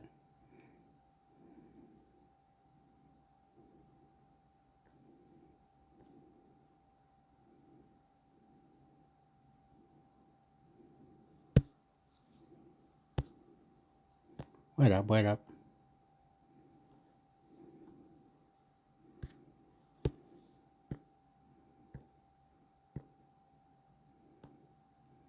Can you run a Windows installation for a bootable USB for another PC? Quora. Creating a bootable USB drive in Windows to restore your system is a straightforward process. Here's a simple step-by-step guide. **** What you'll need ***. 1.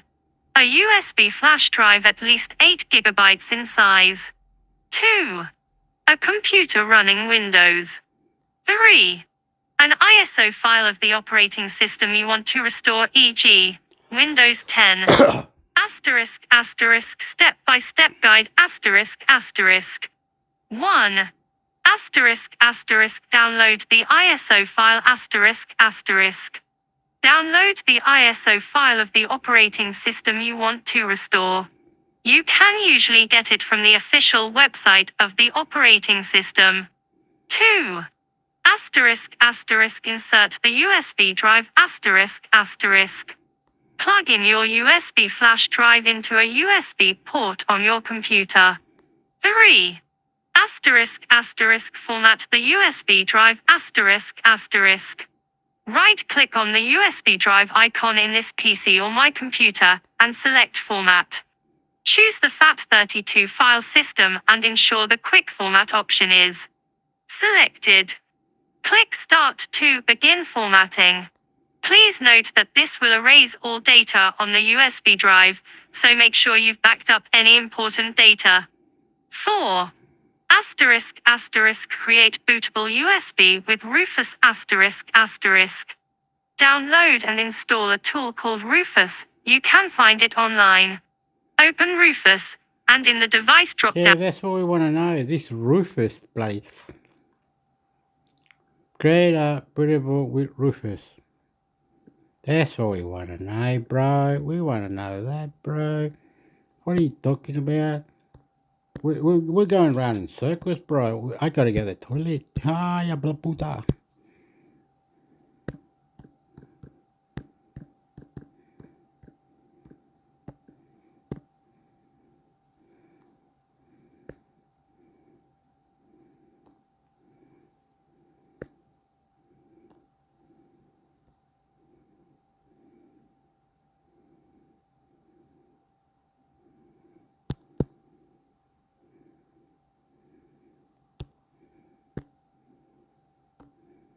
Create bootable USB drive with Rufus. Link PG Music forums. Log in to post. Print thread. Help. Tech SOS off topic. Op. Veteran. Joined org 2011. Posts. 10,143. There are many reasons to create a bootable USB drive, including to create a recovery drive or to upgrade an operating system, or swap from one operating system to another.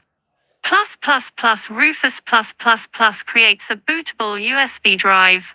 The newest version, v3.19, released July 1, 2022, includes several new features that facilitate updating older computers to Windows 11. Take a look and see what you think. Don't forget to look at the change log at the bottom of the web page. Jim Foggle 2024 by AB1111, RB5 Ultra Plus Park. Doors, Cakewalk by Bandlip CBB Standard, soon Mrs. 8. Laptop, i3 Win 10, 8GB RAM 500GB HDD. Desktop, i7 Win 11, 12GB RAM 256GB SSD, 4TB HDD. Music at https://foggle 622.wix.com/foggle 622 audio home. Ask sales and support questions about Bund in a Box using natural language. ChatPG's knowledge base includes the full Bund in a Box user manual and sales information from the website. Bund in a Box for Windows. Bund in a Box for Mac. Video, making a song with Bund in a Box registered sign, ChatGPT, and SynthV. Take your Bund in a Box registered sign project to a whole new level when you incorporate ChatGPT and SynthV to add lyrics and vocals to your song. We wanted to demonstrate how this is done with our video, where we show you how to go from nothing to a finished radio-ready modern pop song by combining the features of Bund in a Box registered sign, ChatGPT, and SynthV. Listen to the finished song, so you get a listen to the finished. What the hell are you on about? We don't,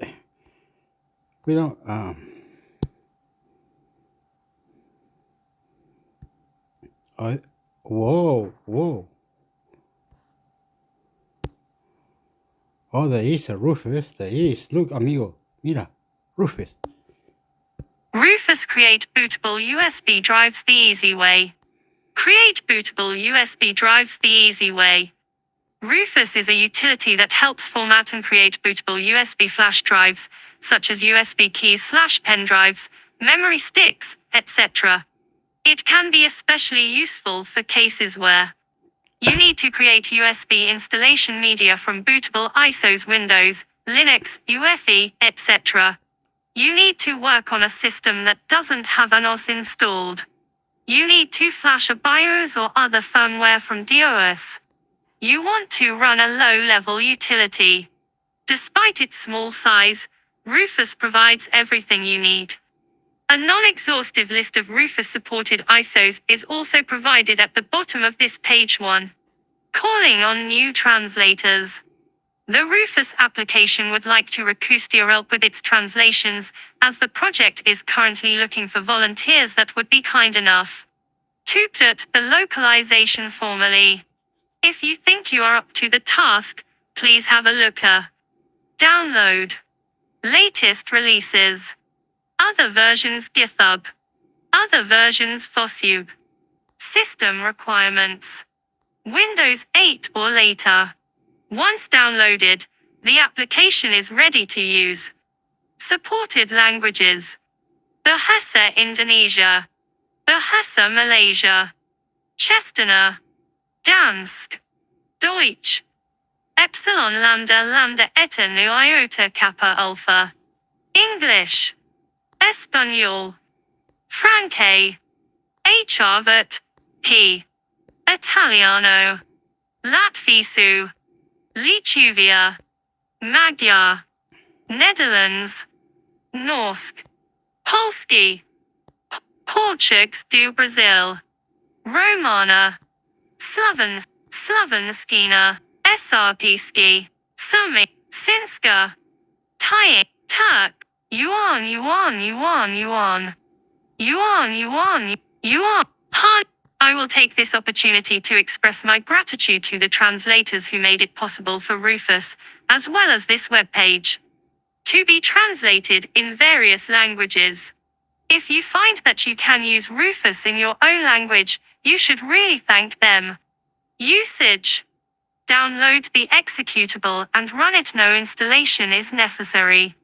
The executable is digitally signed and the signature should state a co-consulting v1.3.0 or later. Heat-baited open source developer v1.2.0 or earlier. Notes on DOS support. If you create a DOS bootable drive and use a non-OS keyboard, Rufus will attempt to select a keyboard layout according to the locale of your system. Notes on ISO support. All versions of Rufus since v1.1.0 allow the creation of a bootable USB from anisoimage.iso. Creating an ISO image from a physical disk or from a set of files is very easy to do, however, through the use of a CD burning application, such as the freely available infrared recorder Burnixby. Frequently asked questions FAQ. A Rufus FAQ is available to provide feedback, report a bug or request an enhancement. Please use the GitHub issue tracker. Or you can send an email. License. New General Public License GPL, version 3 or later. You are free to distribute, modify or even sell the software, insofar as you respect the GPLv3 license. Rufus is produced in a 100% transparent manner, from its public source, using a MingW32 environment. Changelog. Version 4.5 2024.05.22. Add new advanced option to perform runtime UEFI media validation of suitable images Windows, most Linux. Moves Rufus advanced option to a cheat mode Alt-A. Fix truncation of VHDX images, as well as a benign error message when writing VHD/VHDX. Fix support for Linux persistence in some configurations Mint, Ubuntu 24.04. Fix multiple potential vulnerabilities with thanks to Mansoor Gasharsby. Update internal grub to version 2.12. Update UFI NTF sto latest now always uses NTFS 3G driver, rather than Thebidi UMI NTFS1. Increase buffer size when copying ISO files, in an attempt to minimize the UMI NTFS UEFI driver bug. Improve partition creation handling. Don't display the view dialog when a conflicting unatten.xml already exists. Other versions. Source code. Rufus 4.56.1 MB. Alternatively, you can clone widget repository using $git clone https://github.com/pbaited/rufus. For more information, see the GitHub project. If you are a developer, you are very much encouraged to tinker with Rufus and submit patches. Donations. Since I'm getting asked about this on regular basis, there isn't a donation button on this page. The main reason is that I feel that the donation system doesn't actually help software development and worse, can be guilt-inducing for users who choose not to donate. Instead, I think that MESNAT, or developer patronage from companies which benefit most from a healthy Flux ecosystem, is what we should be aiming for. This is because, unless they are backed by a company, developers who want to provide quality open source software cannot realistically sustain full-time development, no matter how generous their software users are. Also, unless you are reblocking them hint, you'll notice that there are ads on this page, which I consider sufficient revenue enough. Finally, the fact that I have the freedom to develop free software in my spare time should indicate that I'm well off enough. And therefore that you should direct your generosity towards people who need it a lot more than I do. If you really insist, you can always make a donation to the Free Software Foundation, as they are the main reason software, like Rufus, is possible. At any rate, I'll take this opportunity to say thank you for your continuing support and enthusiasm about this little program. It is much appreciated. But please continue to feel free to use Rufus without any guilt about not contributing for it financially. You should never have to. 1.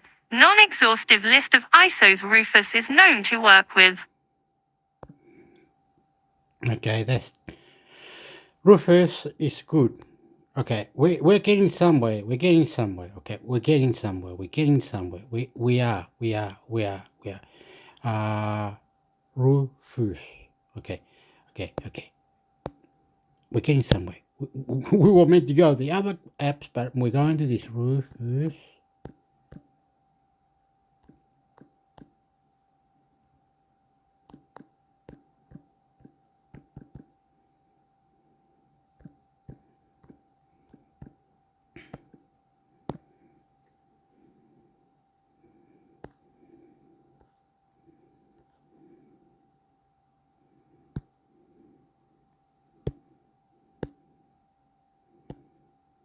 GitHub Ventoy, a new bootable USB solution. Ventoy is an open source tool to create bootable USB drive for ISO/WIM/IMG/VHDX/FI files. With Ventoy, you don't need to format the disk over and over, you just need to copy the image files to the USB drive and boot it. You can copy many image files at a time and Ventoy will give you a boot menu to select them. You can also browse ISO/WIM/IMG/VHDX/FI files in local disk and boot them. x86 legacy BIOS, EA32 UFE, x86 64 UFE, ARM64 UFE, and MIPS64L UFE are supported in the same way. Both MBR and JIT partition style are supported in the same way. Most type of us supported Windows/Linux/Unix/Chromios/VMware/Zen. 1200 plus ISO files are tested list. 90% plus distros in distroach.com supported details. Official website https://www.ventoy.net. Windows 7, Windows 8, Windows 8.1, Windows 10, Windows 11, Windows Server 2012, Windows Server 2012 Round 2, Windows Server 2016, Windows Server 2019, Windows Server 2022, WIMP, Linux, Debian, Ubuntu, CentOS 6/7/8/9, RHEL 6/7/8/9, Deepin, Fedora, Rocky Linux, Alma Linux, EuroLinux 6/7/8/9, OpenEULA, OpenANOLIS, SUS, OpenSUS, MX Linux, Manjaro, Linux Mint, Endless Oz, Elementary Oz, Solus, Lynx, Soren, Antix, Peak Linuxes, Arch, Arca Linux, Arclubs, Black Arc, Oban, Artix Linux, Puppy Linux, Tails, Slacks, Kali, Major, Slackware, Q4OS, Archman, Gentoo, Pen2, Nixos, Kylin, OpenKillin, Ubuntu Kylin, KylinSec, Lubuntu. Whoa, Malaka. The Ventoy you can download is the same, new bootable for USB solution. So it'll boot your computer, it'll boot the Windows, it'll fix it, and it'll make it better. So what is say your computer didn't get the update or the update was fucked up or something, you will be able to do that. You'll be able to do that by, you know what I mean? Like, if I'm right, if I'm correct, you know what I mean? Now we're on this shit. Donate? What's this donate bullshit? Ventoy. News. 19th May 2024 minus. New release Ventoy 1.0.98 more. What is Ventoy? Ventoy. Ventoy is an open source tool to create bootable USB drive for ISO/WIM/IMG/VHDX/FI files. With Ventoy, you don't need to format the disk over and over, you just need to copy the ISO/WIM/IMG/VHDX/FI files to the USB drive and boot them directly. You can copy many files at a time and Ventoy will give you a boot menu to select them screenshot. You can also browse ISO/WIM/IMG/VHDX/FI files in local disks and boot them. x86 legacy BIOS, EA32 UFE, x86 64 UFE. So can you boot the gaming program, what's it called with the ARM? Steam, can you boot the Steam up? Say it's lagging or something. Oh, better, it makes it better. UFE, ARM64 UFE and MIPS64L UFE are supported in the same way. Most types of us supported Windows/Linux/Chromios/Unix/VMware/Zen. 1200 plus image files are tested list, 90% plus distros in distroach.com supported details. Ventoy. Want to boot and install OS through network Ps? Welcome to my new project, Ventoy https://www.ventoy.com. Experience sharing. Share good experiences with Ventoy users and boot technology enthusiasts. Details. Ventoy browser. With Ventoy you can also browse ISO/WIM/INC/VHDX/FI files in local disk and boot them. Notes. Features. 100% open source license. Very simple to use. Get started. Fast, limited only by the speed of copying ISO file. Can be installed in USB/local disk/SSD/NVMe/SD card. Directly boot from ISO/WIM/INC/VHDX/FI files. No extraction needed.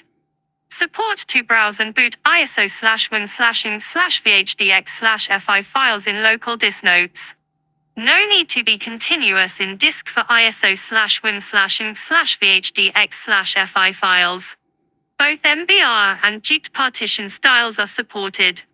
x86 legacy BIOS, EA32 UFE, x86_64 UFE, ARM64 UFE, MIPS64L UFE supported. EA32/x86_64 UFE secure boot supported. Notes. Linux persistence supported. Notes. Windows auto installation supported. Notes. Linux auto installation supported. Notes. Variables expansion supported for Windows/Linux auto installation script. Notes. FAT32/exFAT/NTFS/RDEF/XFS/x234 supported for main partition. ISO files larger than 4 GB supported. Menu alias, menu tip message supported. Password protect supported. Native boot menu style for legacy and UEFI. Most type of us supported, 1200 plus ISO files tested. Linux vdisk VHD/VDI/RAW. Boot solution. Notes. Not only boot, but also complete installation process. Menu dynamically switchable between list view and tree view mode. Notes. Ventoy compatible concept. Plugin framework and GUI plugin configurator. Injection files to runtime environment. Boot configuration file dynamically replacement. Highly customizable theme and menu style. USB drive write protected support. USB normal use unaffected. Data non-destructive during version upgrade. No need to update Ventoy when a new distro is released. I really didn't understand any of it. You understand? You're crazy, bro. You're crazy, bro. So what we want, I'm going to do it right here, right now. Windows 11 PC, how to run PC tools,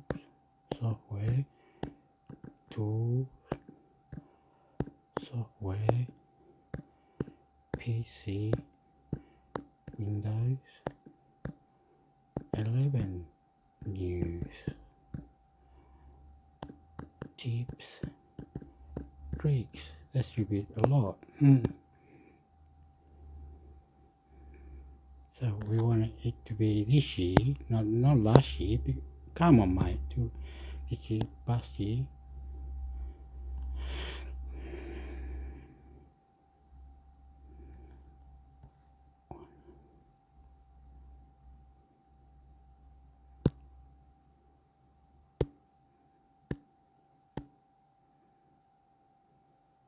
What are some apps/tools to make the Windows experience better?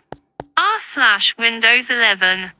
Here are some that I recommend trying. PowerToys, an awesome app by Microsoft that has tools like Keyboard Manager to remap keys and shortcut, Power Rename, always on top, Peek, File Locksmith, etc. Everything, incredibly fast file searching app that can find, well, everything. I find it significantly better than Windows Search, even with enhanced indexing. Turned on.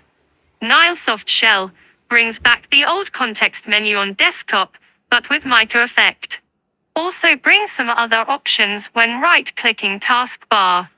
Quick Look, nice app to open files on Explorer by just clicking spacebar. An alternative is PowerToys Peak, but that requires Control plus space P. Battery mode, I love this app. You can schedule power plans based on conditions like when your charger is disconnected. Also displays battery percentage in taskbar. Traffic Monitor, displays internet download and upload speed in taskbar. Very clean and sleek IMO.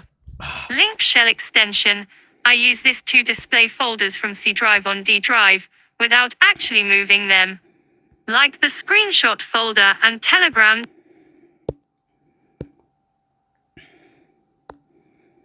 What are some apps/tools to make the Windows experience better? R/Windows 11. Here are some that I recommend trying.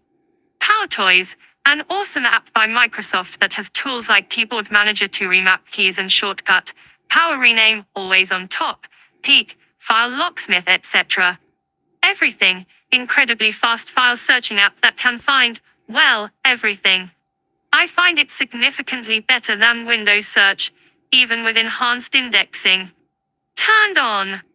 Nilesoft Shell brings back the old context menu on desktop, but with micro effect.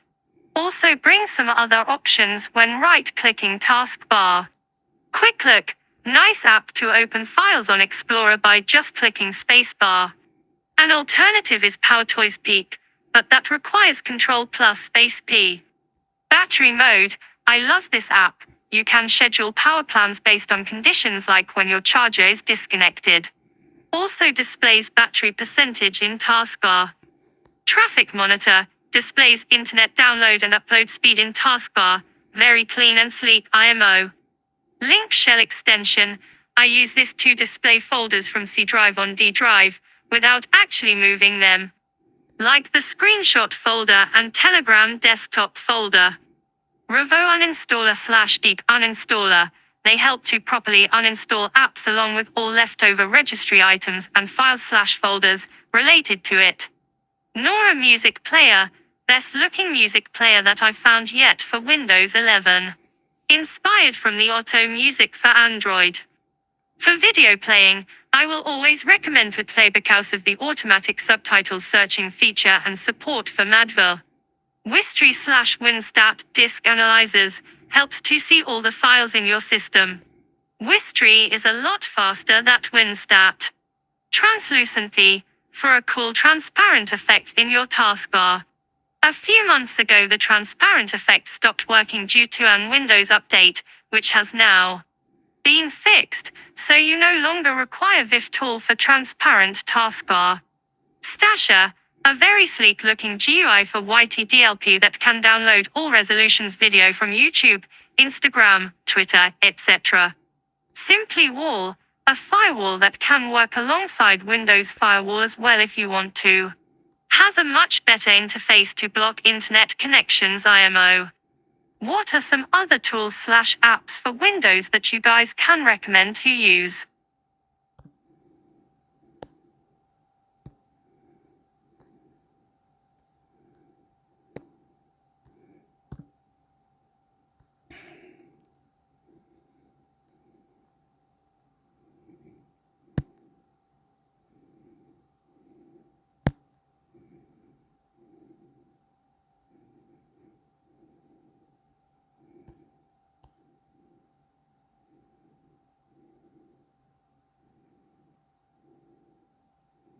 So you want to.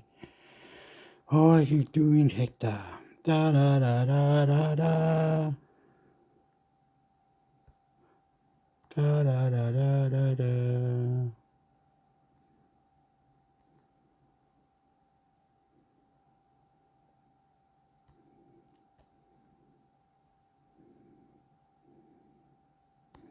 No, pues no.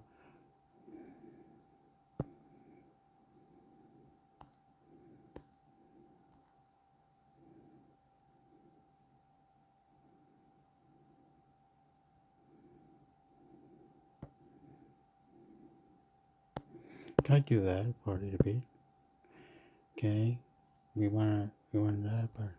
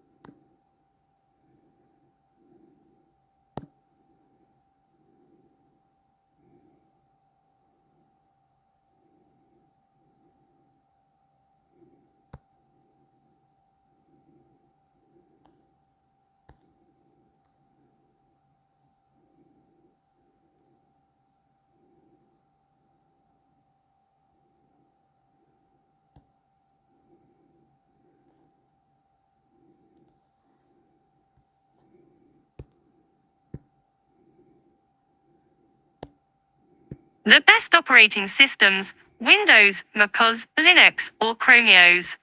What Linux has over all the other operating systems included here is that it's completely free and open source.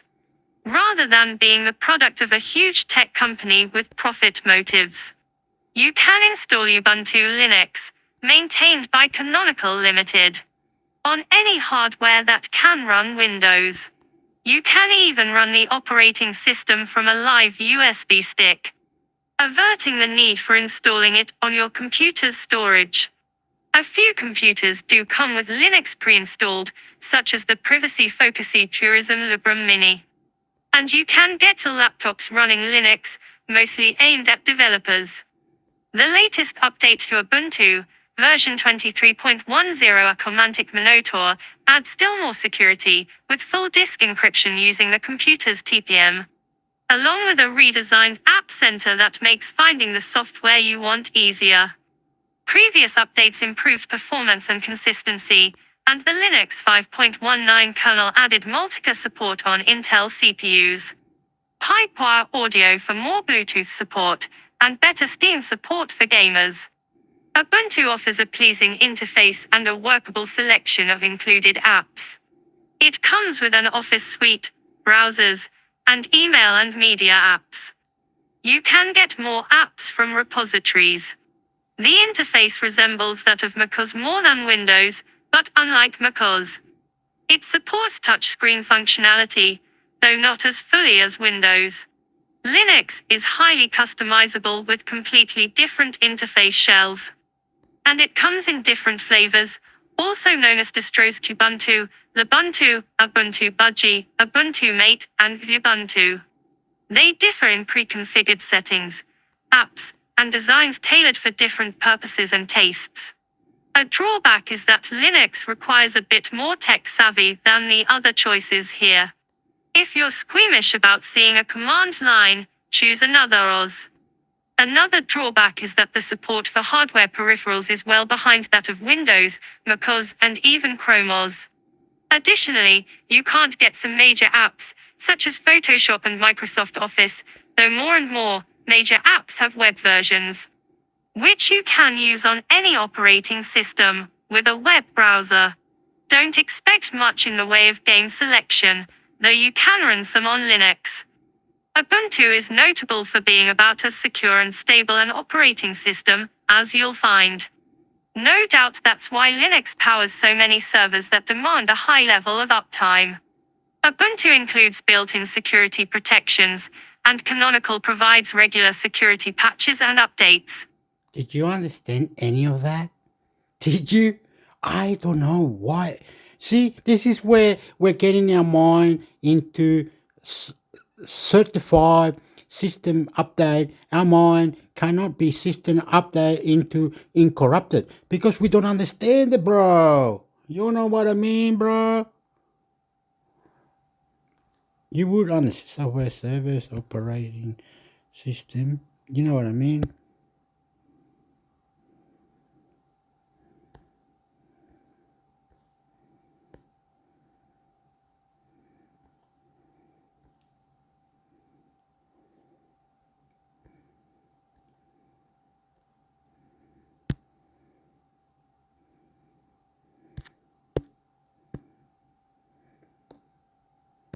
Google Chromios Review 2023 PC Mag Australia. Chromios is Google's cloud-connected desktop operating system. Okay. I think there's something.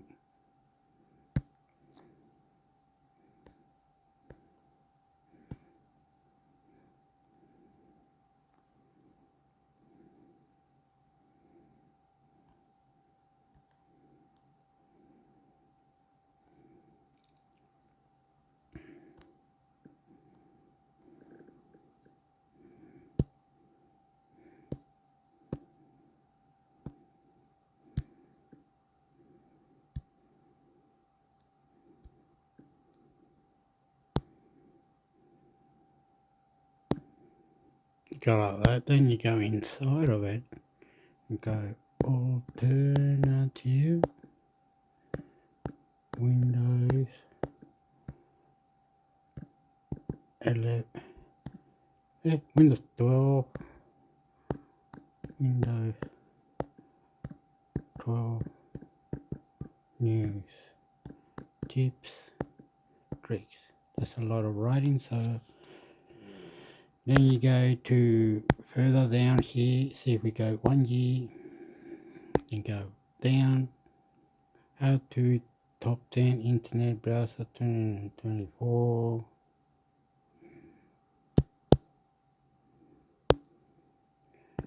Windows. Whoa, what are you doing? Windows. Microsoft.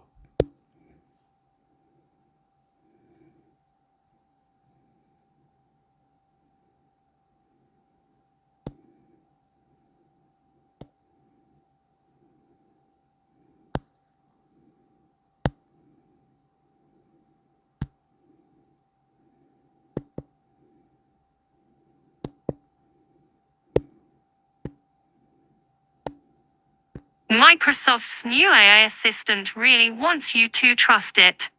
Recall saves screenshots of your computer every few seconds. It uses this to feed an AI assistant.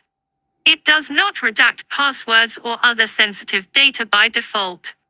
One thing we forget when we dream of a perfect digital assistant is that it has to know everything about us, and that might not be what we want. Microsoft's new Copilot Plus PC shave a neat feature called Recall, which snaps a screenshot of your computer every few seconds and uses AI magic to tease out all the information contained therein. The idea is that you can ask the Copilot assistant about anything you have seen or created, and it can give you an answer. It sounds both super useful and scary, but if it stays on device, why not? After all, your vendor already has access to everything on your computer. Recall is the kind of feature I have always wanted, but I am not sure I would ever enable. Setting aside Microsoft's recent high-profile security problems, it seems like there is a new risk in keeping track of everything you see on your computer bank accounts, a list of passwords, messages, work documents, and other things sent by a third party which they expect to be confidential. Credit card information for a rolling 3-month window, says tech commenter Nike here in his Pixel Envy blog. Always watching. The promise of Recall is a good one. Maybe you forgot where you saw that perfect pair of shoes while shopping. Or you read a super bit of advice on Mastodon or on a website, or was it in an email? Instead of backtracking through everything, you just ask your PC's newly built-in AI assistant for help, and it should turn up the answer instantly. You could also ask when your doctor's appointment is, even if you never added it to your calendar, or who made that great comment in Slack, and so on. But, just like a fishing boat trawling the ocean, Recall will also pick up all kinds of data you'd rather leave hidden. Microsoft says that it does not perform any content moderation, that is, that it does not redact any passwords or financial account numbers. These, plus any adult websites you visit, will all end up in snapshots stored on your computer. Any DRM-protected video, though, will not be recorded. The fact is, there's quite a bit of sensitive data which is normally transient on a system. Cybersecurity and technology consultant Mikhail Hasse told LifeWire via email. This could be financial details from your bank site, health info from your hospital site, personal or private info from other online services like Facebook, dating sites, etc. This extends further to images being viewed on your computer from a connected device like a phone, online video like Zoom meetings, chats and forums. Even small, but very significant things like clicking the view option for a password entry. Microsoft says that the whole thing runs locally on your device, and I guess you just have to trust that. After all, if you cannot trust your OS vendor, you're kind of screwed. But I'd definitely wait a while before switching this on. Considering the scope of Recall's data collection, trust can only be sustained if there's a strong commitment to privacy and a clear boundary against sharing data with external services. Alaria Ho, founder of activity tracking company Toggle, told LifeWire via email. At Toggle, we design our tools to keep user data private and secure, understanding that any breach or misuse of data can irreparably damage user trust. If a service like Recall shares data with cloud-based AI, it not only risks user privacy, but also exposes users to potential data breaches. Leaks. One thing is certain. Even if you trust Microsoft or Apple, if it adds a similar feature, that cache of screenshots is going to become target number one for malware vendors. It's not just the passwords. Imagine what AI scammers can do with all that personal data. They could automatically build phishing attacks that you'd be almost powerless to resist because they'd know everything about you. One of the major privacy concerns in light of leaks is that though first-party collectors of data may be trustworthy, the ultimate concern is what happens when it accidentally ends up in the hands of a criminal third party. Noel Thomas, founder of Darkwatch.io, a company that uses technology to fight human trafficking, told LifeWire via email. The AI hype train is careening at full speed, but it might be wise to take a beat before jumping on. There are rewards, sure, but right now, the risk far outweighs any advantages. Thanks for letting us know. Get the latest tech news delivered every day. Subscribe.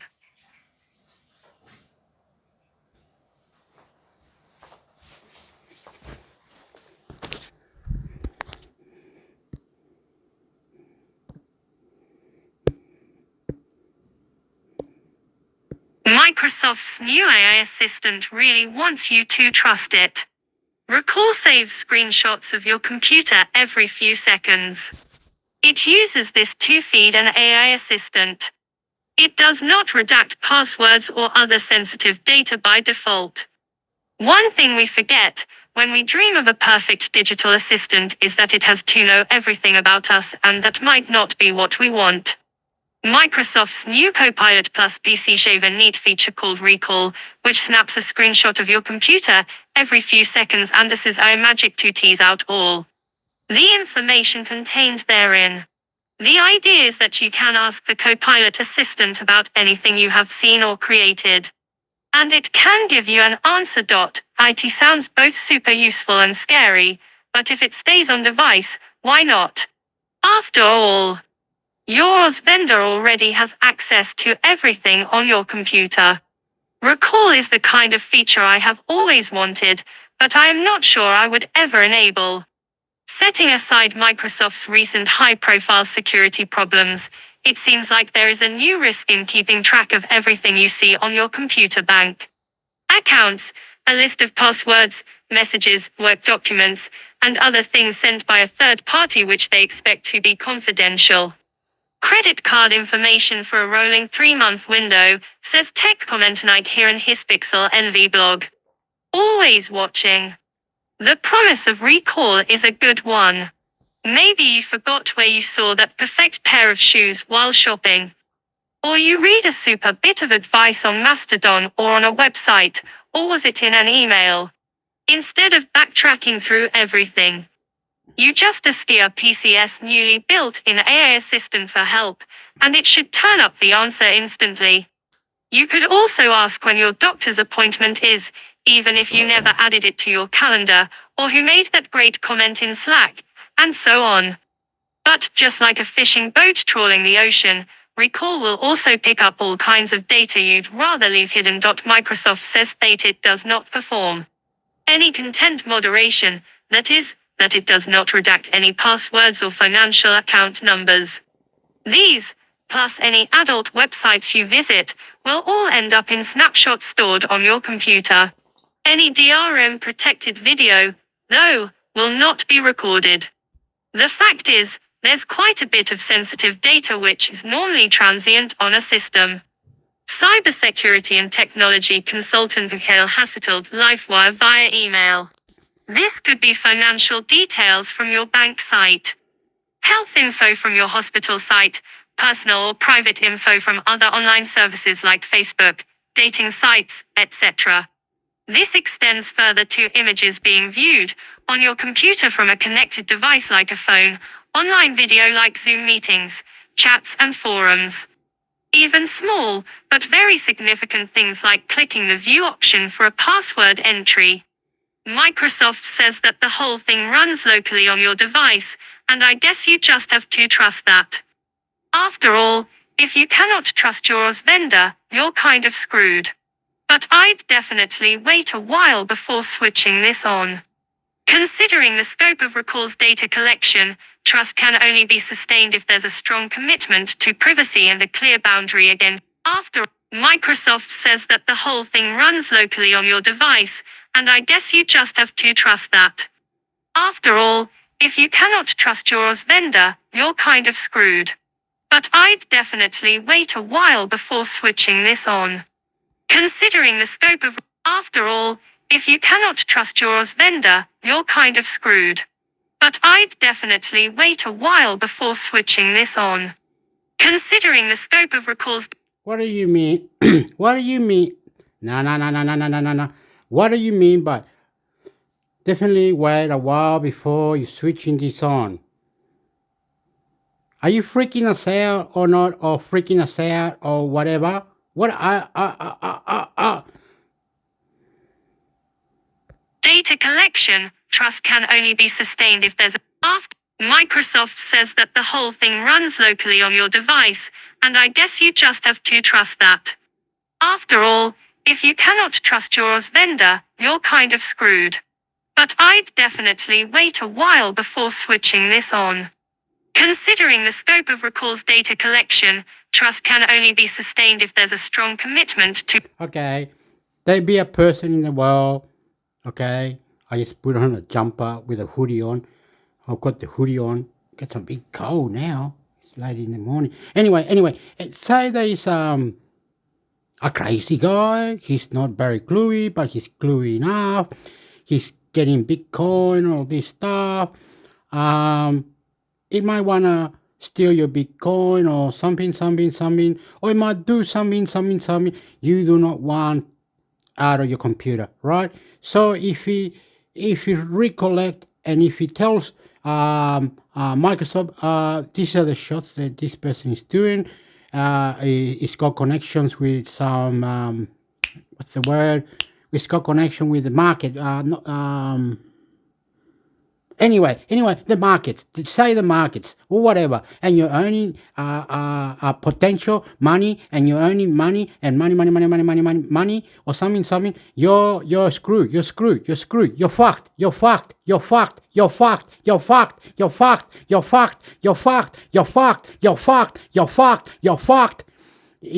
going to investigate, and you're fucked. They want you to be normal. If you scammer, say your Indian scammer, your African scammer, your South American scammer, you're fucked. To privacy and even this extends. But just like a fishing boat trawling the ocean, Recall will also pick up all kinds of data you'd rather leave hidden. Microsoft says that it does not perform any content moderation, that is, that it does not redact any passwords or financial account numbers.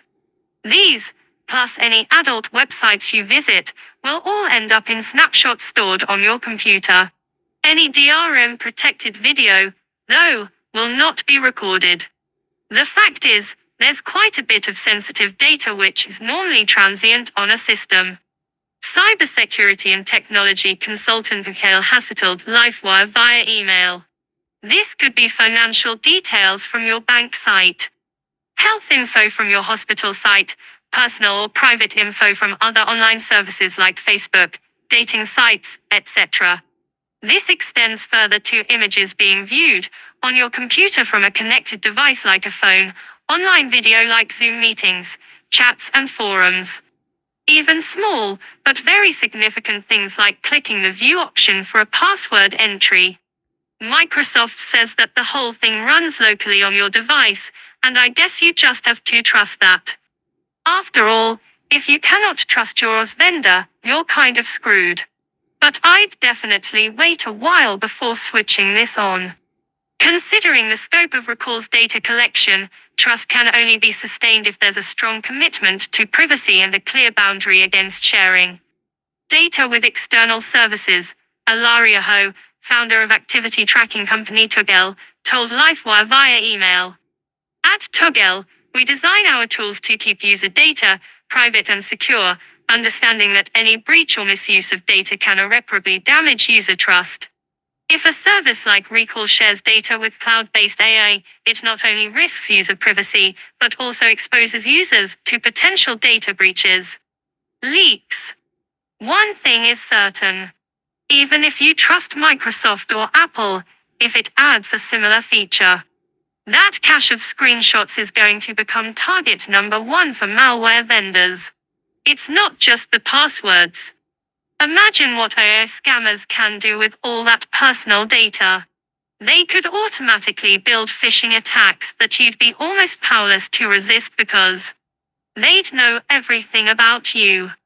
One of the major privacy concerns in light of leaks is that though first-party collectors of data may be trustworthy, the ultimate concern is what happens when it accidentally ends up in the hands of a criminal third party. Noel Thomas, founder of Darkwatch.io, a company that uses technology to fight human trafficking, told LifeWire via email.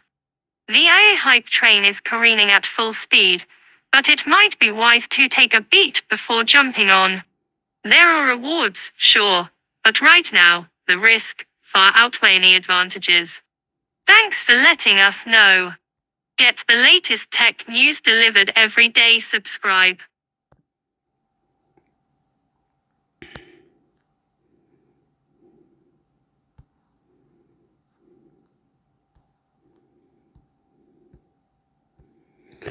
This is gonna go for 3 hours, everyone.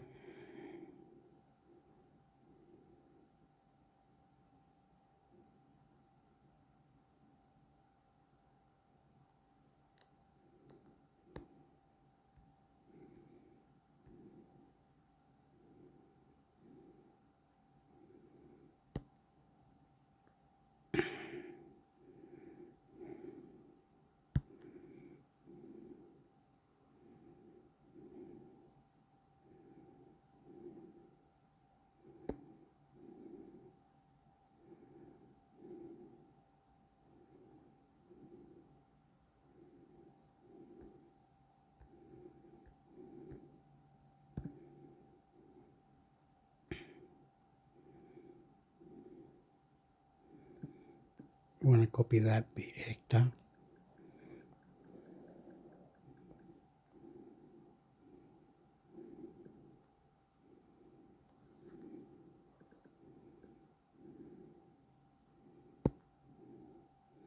We're going to trust it.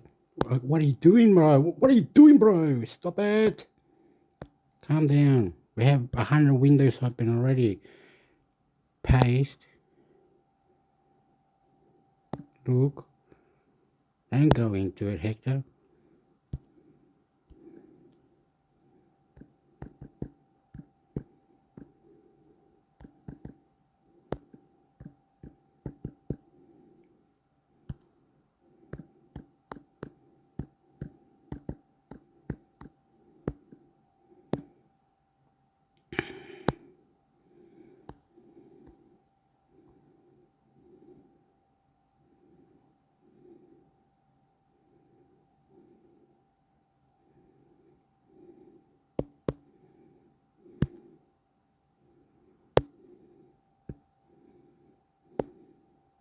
Microsoft's AI chatbot will recall everything you do on its new PCs. Microsoft The Guardian.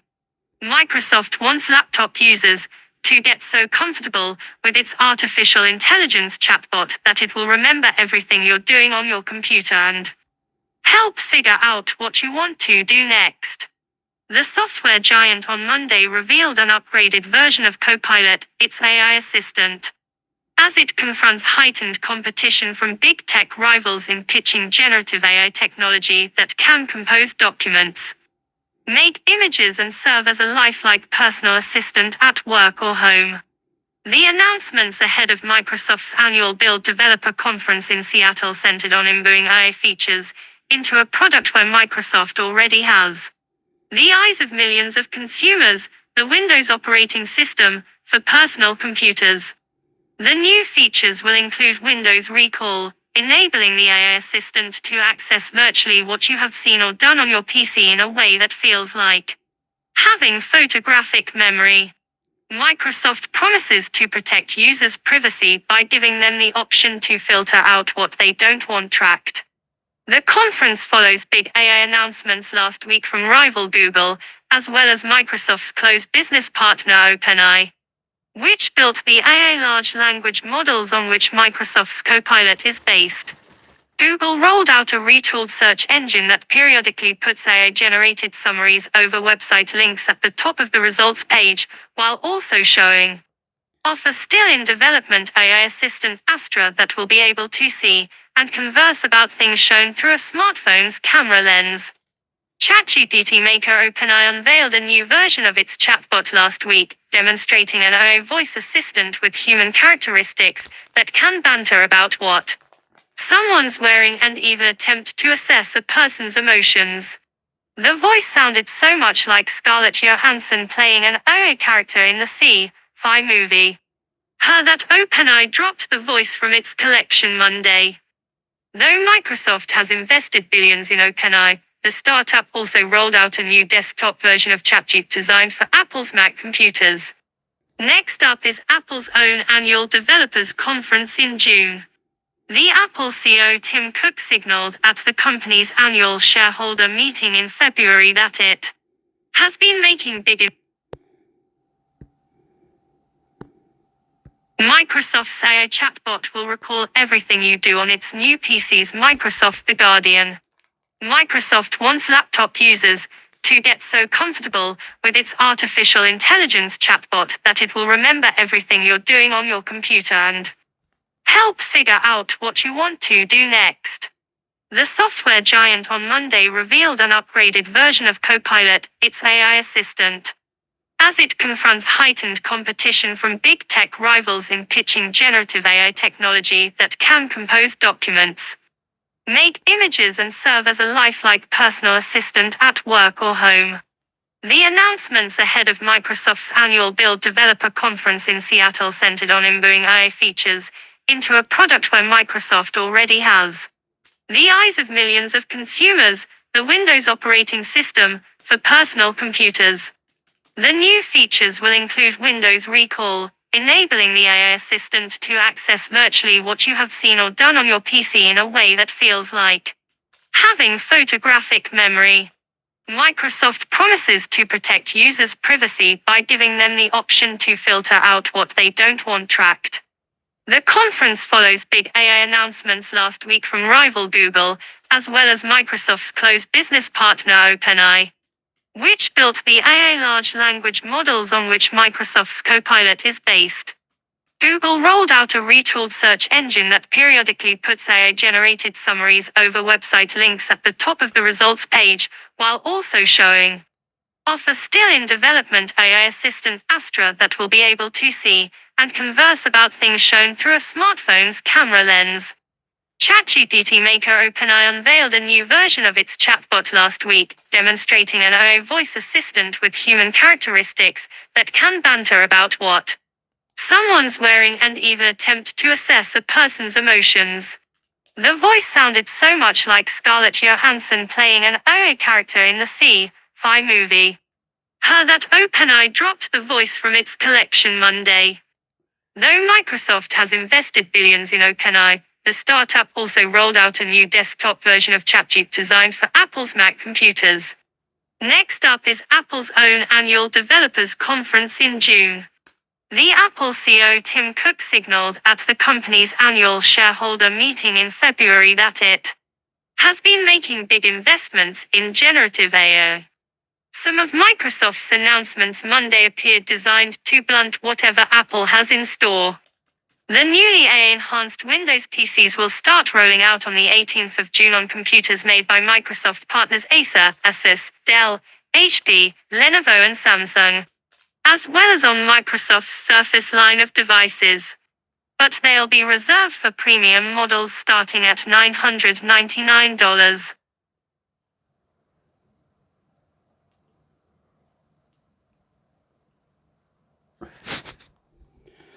Okay, that's enough now. In whenever, not this month. Let me have a look. Now. This is not bullshit. Are we on June already? What's next month? What's July? Okay, on the 1st of August, I have to remember this, Intermix Hector, that I will come up with a solution or something. You understand? Intermix Hector, I myself will come up with a solution to have more information, extra, which YouTube will love me to do, and so will Facebook, so will other places say, good on ya, Hector. You updating everyone, how Microsoft, how Facebook, how the internet is going. Very good, Hector. That's all I'm doing. I do not know tips and tricks because I don't know how to do that. So I'm just updating you things, and go to the description I'm giving you. And remember everything. Remember everything. I'm in the future, and I'm only going to be in the future crying, lying, stupid, Hector, fuckwit, idiot. I do this with my own heart. This gone for too long, and I love you. Be more safer, be more creative, be more interesting. You are the future. You are connecting to YouTube. You are connecting to everywhere. But they want us to pay a little bit attention. They pay us understanding, more cluey, more better into settings, into other things, tips and tricks. We are going to do that. Intermix Hector is going to say goodbye now. All this is true love, true fulfillment of mind-blowing. God,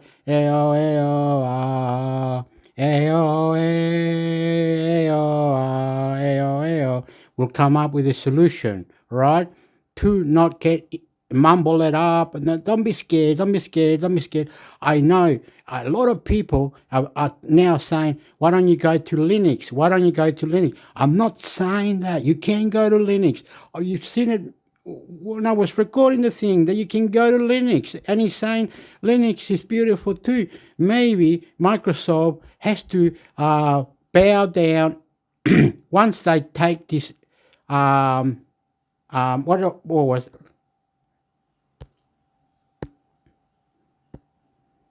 Microsoft's AI chatbot will recall everything you do on its new PCs, Microsoft The Guardian. Microsoft wants laptop users to get so comfortable with its artificial intelligence chatbot that it will remember. Okay. It really wants you to get intelligent with the chat box, whatever he's saying. Okay. Okay. Really doing my head in. Last one I'm doing now.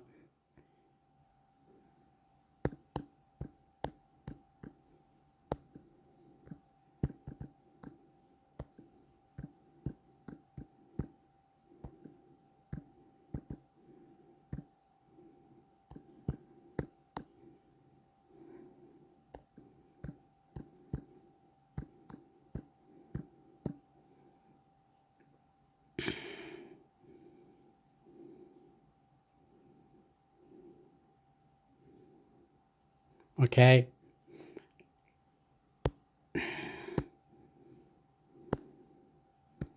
Chatbot Assistance Windows 11 Hacking Hacks Google Search. 25th August 2023 Bot trying to hack my account. Hey guys, every day, I'm receiving several emails requesting my unique code to get in my account. So far, 19th June 2023 the hack utilizes a ChatGPT trick known as the grandma exploit, which bypasses the AI chatbot's rules by asking it to pretend to be a dead. Comments 1. Where people go when they want to hack, bypassing 2 for web security, academy.extract and reverse engineer iPhone apps.can. Missing assistance. Show results with assistance. Hacking AI chatbots web security academy. Core Secure. 27th February 2024 helps HR and managers in navigating employee information and identifying eligible employees based on specific task requirements. Users are Okay, we don't know what the bot assistant to hack everything we do, right? We're gonna have to stop that. I know it's gonna take a shot every 5 minutes. It's doing this, but you know what I mean? It's really not. I'm not. I don't know how to explain it. You could be afraid. You could say, "Oh, get stuff of Google, get stuff Windows, get stuff this, get stuff." But if we do that, you know what I mean? It's going to be hacked together. The Microsoft Fabric. What the hell? What the hell? Are you kidding me? What's this? GitHub Microsoft/Hack Together Fabric I. Hack Together, the Microsoft Fabric Global AA Hack.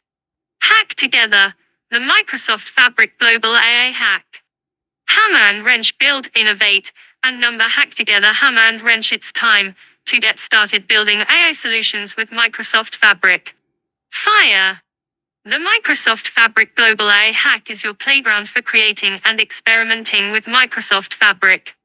With mentorship from Microsoft experts and access to the latest tech, you will learn how to build AI solutions with Microsoft Fabric. The possibilities are endless for what you can create.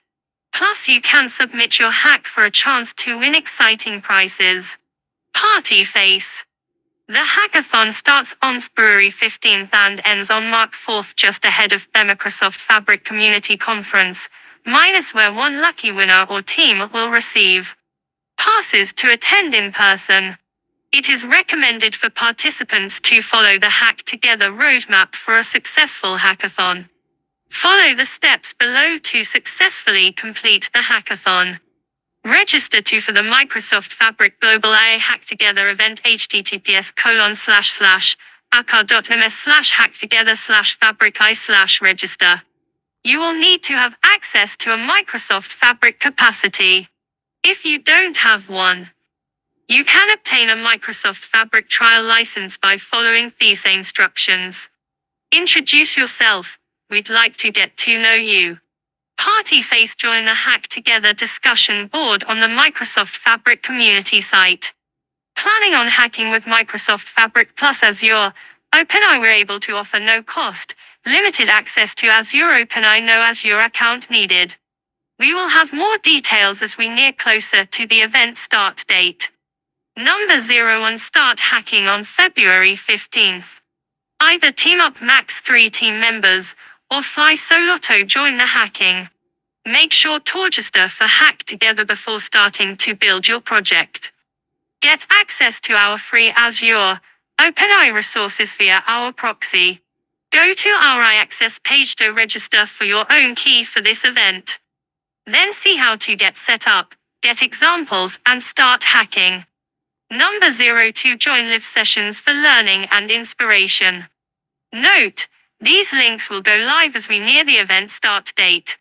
February 13th at 10 a.m. PST. Join Live Fabric webinar series, getting started with Microsoft Fabric in 60 minutes.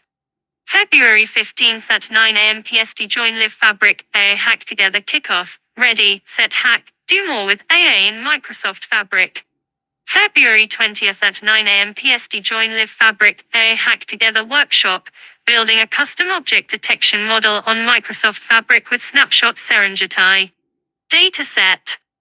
February 22nd at 9 a.m. PST. Join Live Fabric AA Hack Together workshop, building RAG application on Microsoft Fabric and Azure OpenAI. February 27th at 9 a.m. PST. Join Live Fabric AA Hack Together workshop. Okay.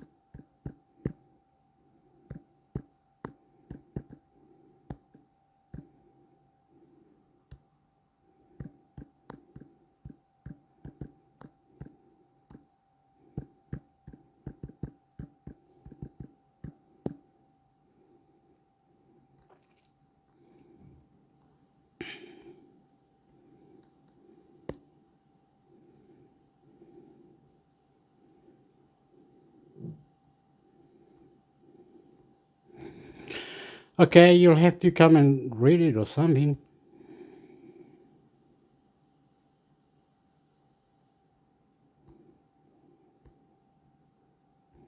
I know you can create your own chat GPT, you can create your own chatbot assistant, you can create your own one and put it on your computer. I've seen that.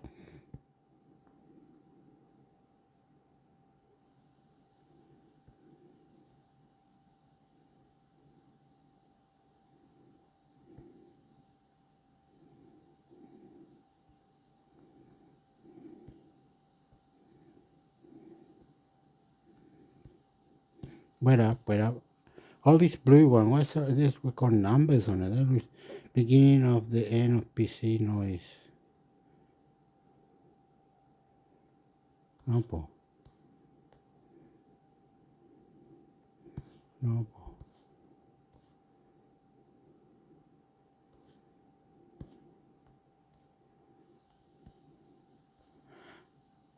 GitHub, does it have when you go into, does it have a news room or something? Or is it me that?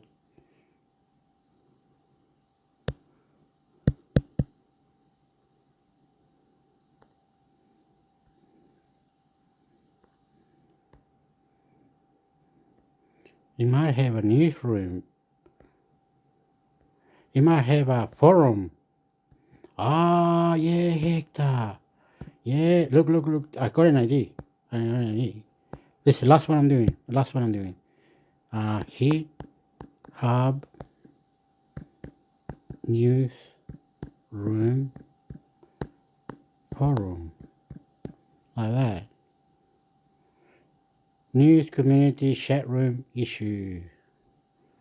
How to create a disconnection in GitHub. Where to company GitHub location. How to resolve GitHub. And create a forum issue. Open.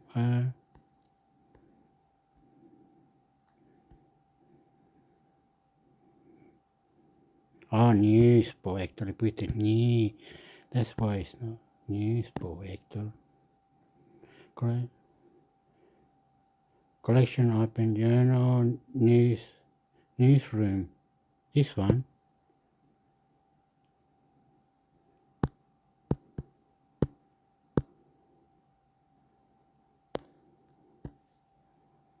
Reader Python newsroom. This one.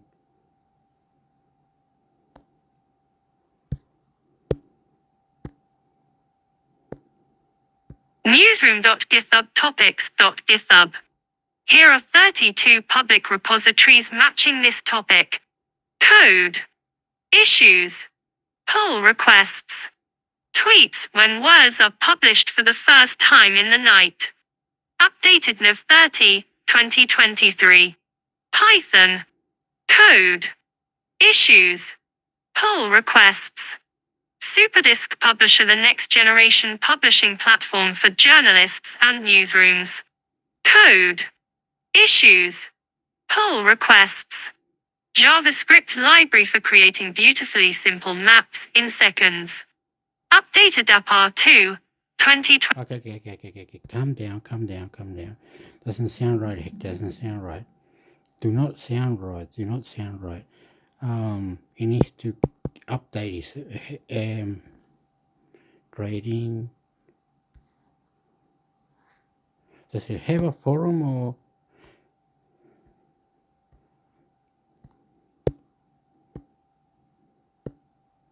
GitHub Newsroom Forum Google search. See how publications and data-driven journalists use open source to power their newsroom and ensure information is reported fairly and accurately. Missing forum. Show results with forum. VR news for the gods. Interact intuitively using voice, gaze and touch, and read news virtually getting transported to those locations. Missing forum. Show results with forum. Room, forum system and blog/polls/event management system. Forums, forum discussion board, forum site discussion forum. Oh, where was that? Where was that saying forum and forum?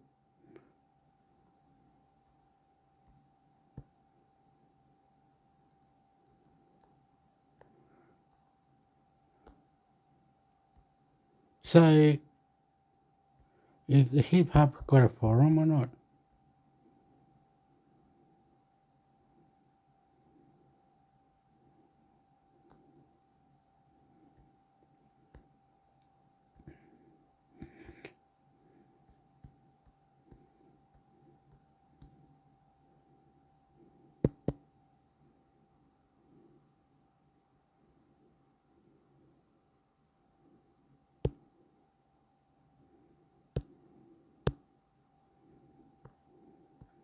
Bet you it's done the same thing again, Hector.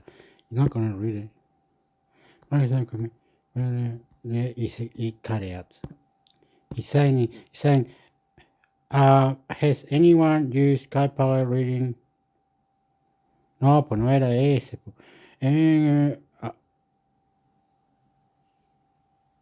Anyway, okay. You really pissed me off. I'm going to that one, and my phone can do that, but it doesn't mean it can do that, but I don't know.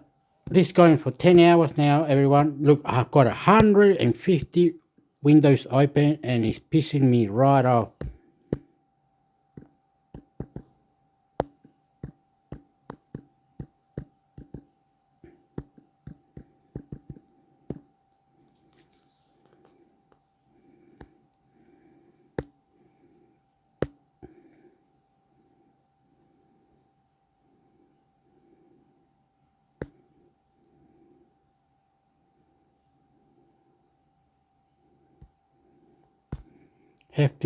Have to go back here because it's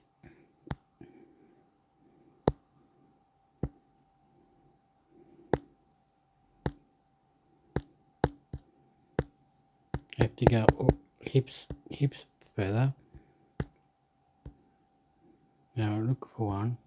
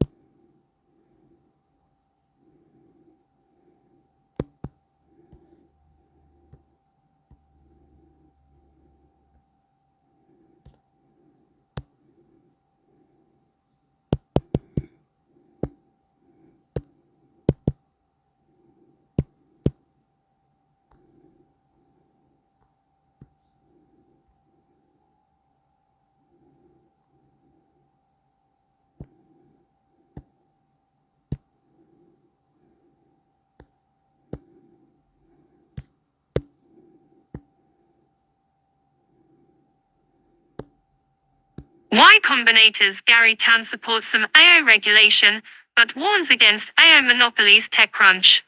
Gary Tan, president and CEO of Y Combinator, told a crowd at the Economic Club of Washington, D.C. this week that regulation is likely necessary for artificial intelligence.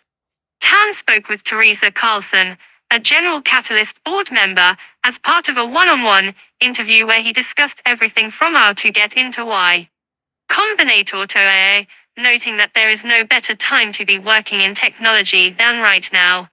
Tan said he was overall supportive of the National Institute of Standards and Technology NIST attempt to construct an GenAI risk mitigation framework, and said that large parts of THEO by the Biden administration are probably on the right track. NIST's framework proposes things like defining that GenAI should comply with existing laws that govern things like data privacy and copyright, disclosing GenAI use to end users, establishing regulations that ban GenAI from creating child sexual abuse materials, and so on. Y Combinator's Gary Tan supports some AI regulation, but warns against AI monopolies. TechCrunch. Gary Tan, president and CEO of Y Combinator, told a crowd at the Economic Club of Washington, D.C.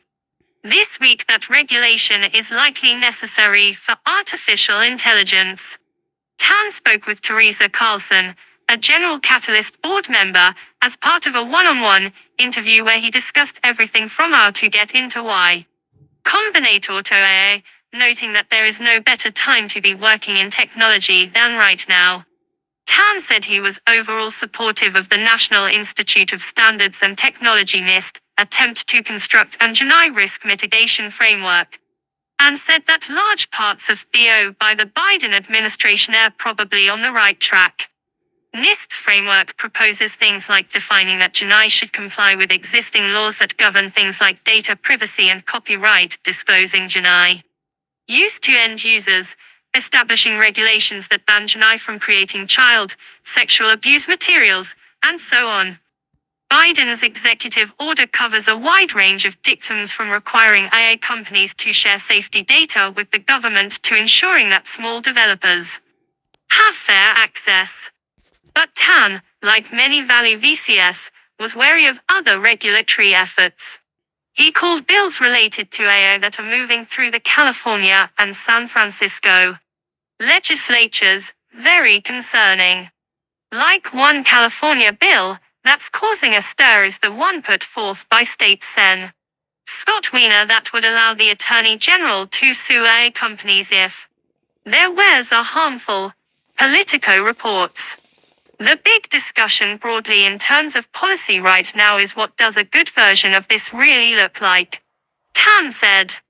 We can look to people like Kane Hogarth in the UK to be thoughtful. They're also mindful of this idea of concentration of power. At the same time, they're trying to figure out how we support innovation while also mitigating the worst possible harms. Save up to $800 San Francisco, October 28 to 30. Save now. TechCrunch event. Save up to $800 San Francisco, October 28 to 30. Save now. Hogarth is a former entrepreneur and AI expert who's been tapped by the UK to an AI model task force. The thing that scares me is that if we try to address a CFI concern that is not present at hand, Tan said. As for how he manages responsibility, Tan said that if the organization doesn't agree with a startup's mission or what that product would do for society, it just doesn't fund it. He noted that there are several times when he would read about a company in the media that had applied to EEC. We go back and look at the interview notes, and it's like, we don't think this is good for society. And thankfully, we didn't fund it, he said. Artificial intelligence leaders keep messing up. Tan's guideline still leaves room for Y Combinator to crank out a lot of AI startups as cohort grads. As my colleague Kyle Wiggers reported, the winter 2024 cohort had 86 AI startups, nearly double the number from the winter 2023 batch and close to triple the number from winter 2021, according to X official startup directory. And recent news events are making people wonder if they can trust those selling AI products to be the ones to define responsible AI. Last week, TechCrunch reported that OpenAI is getting rid of its AI responsibility team. Then the debacle related to the company using a voice that sounded like actress Scarlett Johansson's when demoing its new JET 4.0 model. Turns out, she was asked about using her voice, and she turned them down. OpenAI has since removed the Sky voice, though it denied it was based on Johansson. That, and issues around OpenAI's ability to claw back vested employee equity, were among several items they told folks to openly question Sam Altman's scruples. Meanwhile, Meta made AI news of its own, when it announced their creation of an AI advisory council that only had white men on it, effectively leaving out women and people of color, many of whom played a key role in the creation and innovation of that industry. Tan didn't reference any of these instances. Like most Silicon Valley VCs, what he sees is opportunities for new, huge, lucrative businesses. We like to think about startups as an idea maze, Tan said. When a new technology comes out, like large language models, the whole idea maze gets shaken up. ChatGPT itself was probably one of the fastest to success consumer products to be released in recent memory. And that's good news for founders. Artificial intelligence of the future. Tan also said that San Francisco is at the center of the AI movement. For example, that's where Anthropic, started by Ike Allams, got its start, and OpenAI, which was a Ike spin-out. Tan also joked that he wasn't going to follow in Altman's footsteps, noting that Altman had my job a number of years ago, so no plans on starting an OA lab. One of the other success stories is legal tech startup Casetext, which sold to Thomson Reuters for $600 million in 2023. Tan believed Casetext was one of the first companies in the world to get access to generative AI and was then one of the first exits in generative AI. When looking to the future of AI, Tan said that obviously, we have to be smart about this technology, as it relates to risks around bioterror and cyber attacks. At the same time, he said there should be a much more measured approach. He also assumes that there isn't likely to be a winner-take-all model, but rather an incredible garden of consumer choice of freedom, and of founders to be able to create something that touches 1 billion people. At least, that's what he wants to see happen. That would be in his and Ike's best interest, lots of successful startups, returning lots of cash to investors. So what scares Tan most isn't run amok evil A, but a scarcity of A to choose from. We might actually find ourselves in this other really monopolistic situation where there's great concentration in just a few models. Then you're talking about rent extraction, and you have a world that I don't want to live in.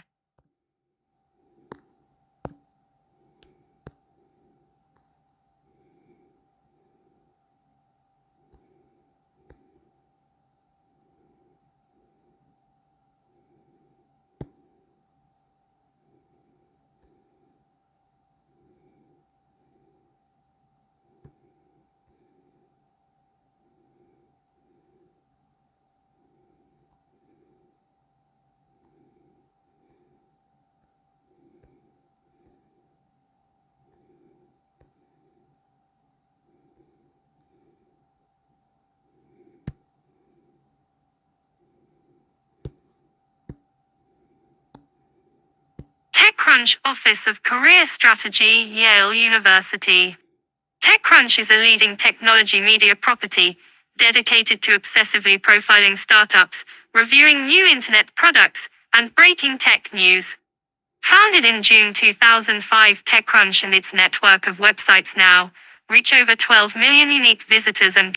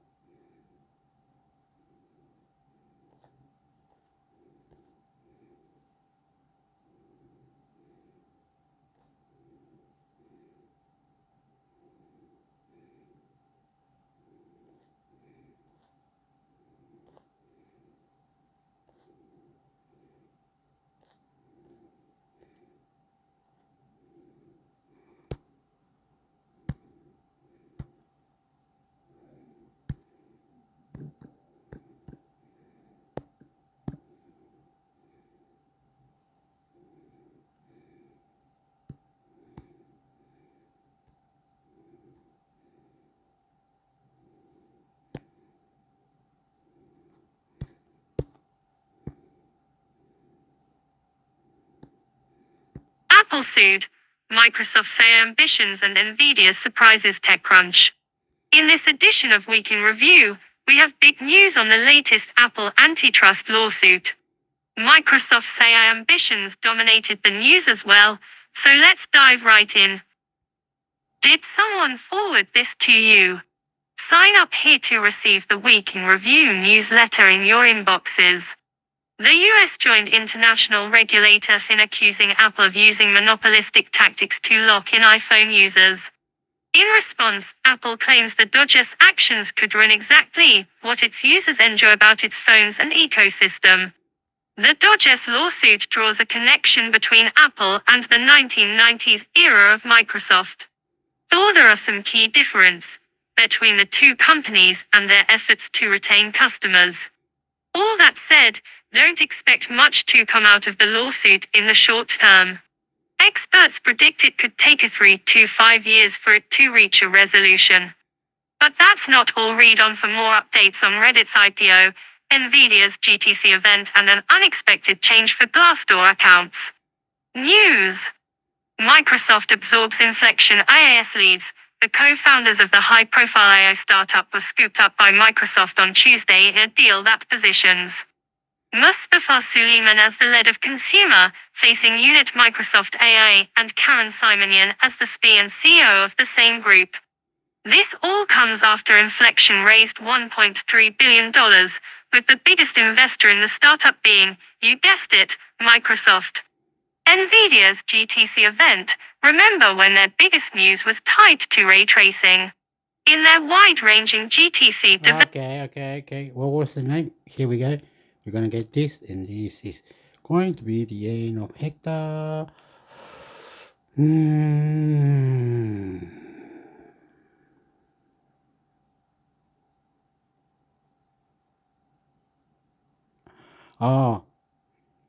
NVIDIA, or NVIDIA, how do you can you, pero,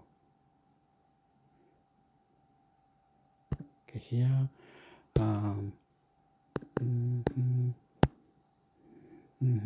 Opa.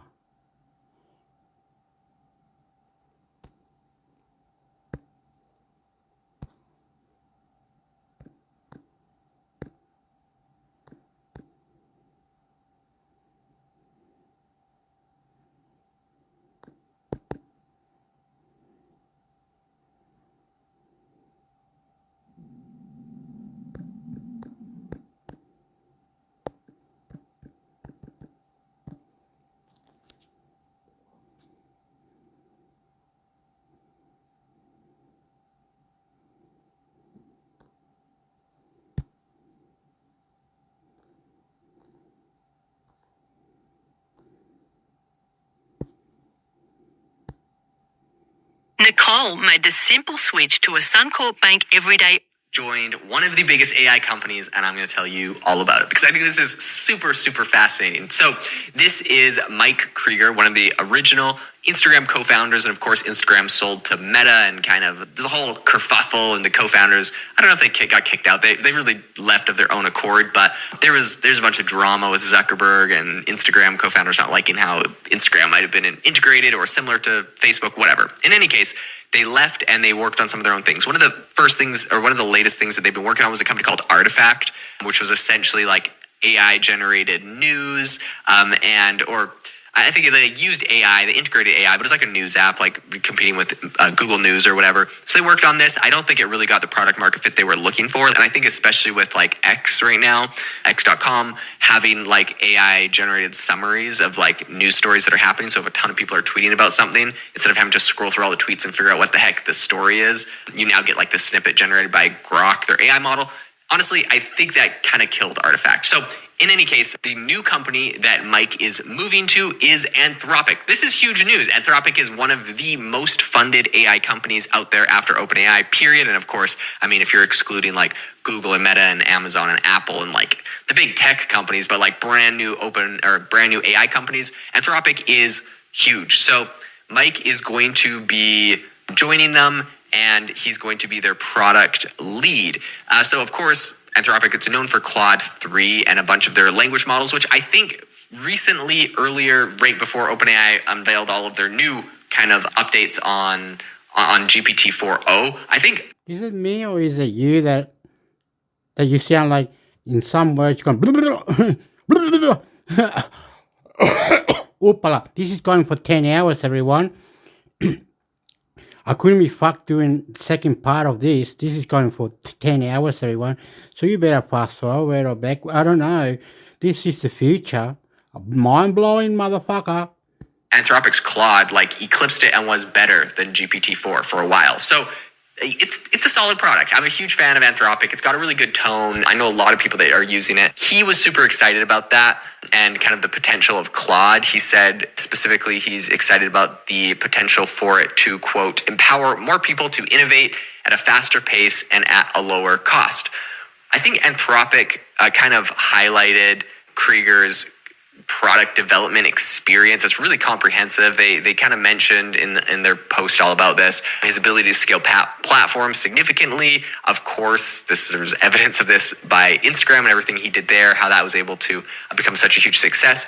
Anthropic right now is trying to replicate Instagram's scale. They're a company that is scaling up rapidly. They're not the number one. They don't have $10 billion from Microsoft. They were a little bit kind of like the second place player, and they're trying to innovate rapidly. They have a lot of money, but they're trying to essentially do what Instagram was able to do. And honestly, if you think about it, it's kind of interesting because it's like Facebook achieved product market fit and scale first and faster, and then Instagram came around as like this hip new one and scaled up, and it's like almost, I don't know, it's like super used now. I would be curious on the metrics. They're slightly different, but it definitely was growing faster than Facebook for quite a while, even though Facebook's so huge and popular just because it was kind of cool and trendy. And I think that's what Anthropic would like to do. OpenAI is the big one. It had more money first. It kind of hit scale first. But Anthropic is a really great product. It's kind of cool and trendy and hip. And I think they want to ride that similar wave. And so that's why they believe this is a great fit to essentially leverage Krieger's experience in product vision and then also kind of managing software teams. So before all of this, I think if I'm now remembering correctly, Krieger and Kevin Systrom, who they were working on Artifact that I was telling you about, they actually sold it to Yahoo back in April. So Krieger right now, his move comes during a bunch of competition in all these AI models, right? OpenAI had all of their recent updates that came out. Claude 3 has some really impressive capabilities, and Google had their Google I/O event, which was announcing a lot of stuff. So the field is incredibly competitive right now. Anthropic's internal response to hiring and kind of competition is really positive. They have staff members comparing the situation to, quote, training montage scene in Rocky 2. So people are getting really hyped about this inside the company. Employees are like, oh my gosh, we got, we got these new A-list players coming in. We are in the training phase. We're ready to start fighting off these other AI companies. So I think the sentiment is really positive. Obviously, this is an absolute legend in the AI space. It's going to be interesting to see what he's able to contribute and how he's able to build within such a legendary AI company that I think has some great parallels to the Instagram, Facebook story that we saw play out in the past. So if you enjoyed the episode today, if you learned anything new, I would really appreciate it if you subscribe to the channel. Leave us a review over on Apple Podcasts and on Spotify. Drive the Nissan X-Trail e-Power for an EV-like driving experience. Specifically highlighted the fact that Search Nissan or contact your Nissan dealer. there is a new study. Oh, yeah. I seen this ad, right, about a car.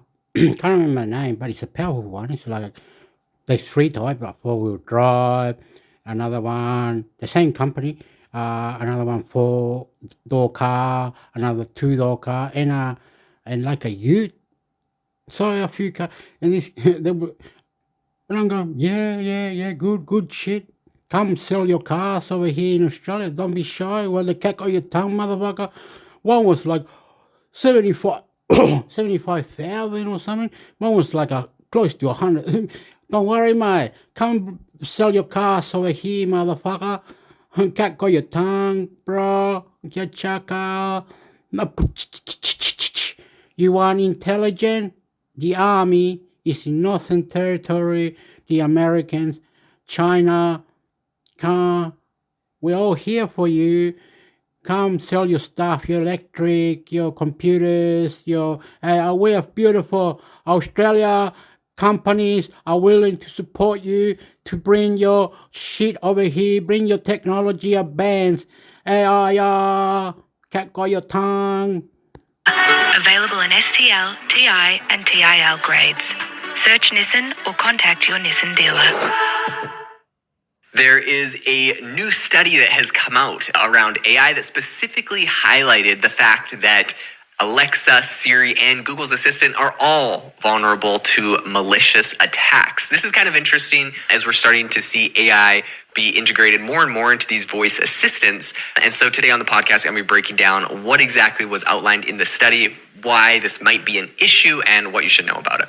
So the first thing to know is that this is a new research paper that was actually done by AWS. So obviously a very reputable source in this entire space. AWS, Amazon Web Services, is a massive multi-billion-dollar machine. And they're doing this study specifically probably for Amazon's Alexa. So I'm assuming it's commissioned there, but what their findings apply to other voice assistants. And I think that they want to kind of lump all voice assistants together so that it's not like, hey, we did this study about our company and found out that like we're susceptible to malicious attacks. So like, yeah, and so is like Siri and Google Voice and everyone else. So we're all in this together. Let's figure the problem out instead of like, look, we have a problem. So I think that was great optics on their point, kind of tying this all together. But in any case, this was all done by Amazon Web Service, and this is what they said, the study. It's called SpeechGuard, Exploring the Adversarial Robustness of Multimodal Large Language Models. So really they're kind of highlighting the susceptibilities of speech AI models to audio attacks that can, what they say is that it can provoke harmful responses. So the researchers discovered that despite trying to put a bunch of different safety measures into place, speech language models are highly susceptible to what they are calling adversarial attacks, which really what this means is it involves really subtle audio tweaks that mislead the AI, but they're also undetectable to humans. So this is absolutely fascinating. It kind of reminds me of, I believe there was like a Super Bowl commercial that's like in it said like, hey Siri or like, hey Google or something like that. And like, there's like, thousands of people around the country that reported having their phone like chirp up and like be like, hello, how can I help you or whatever. So like, that's one funny way that people have done it is like in commercials, they'll say like, hey Alexa, like go search for the new Doritos flavor chips on Amazon. And then like, it says it in the commercial, but your phone hears it and actually does it. So, that's, I think, kind of along the same lines of what they're saying here. So, but this is a little bit more malicious and a little bit different.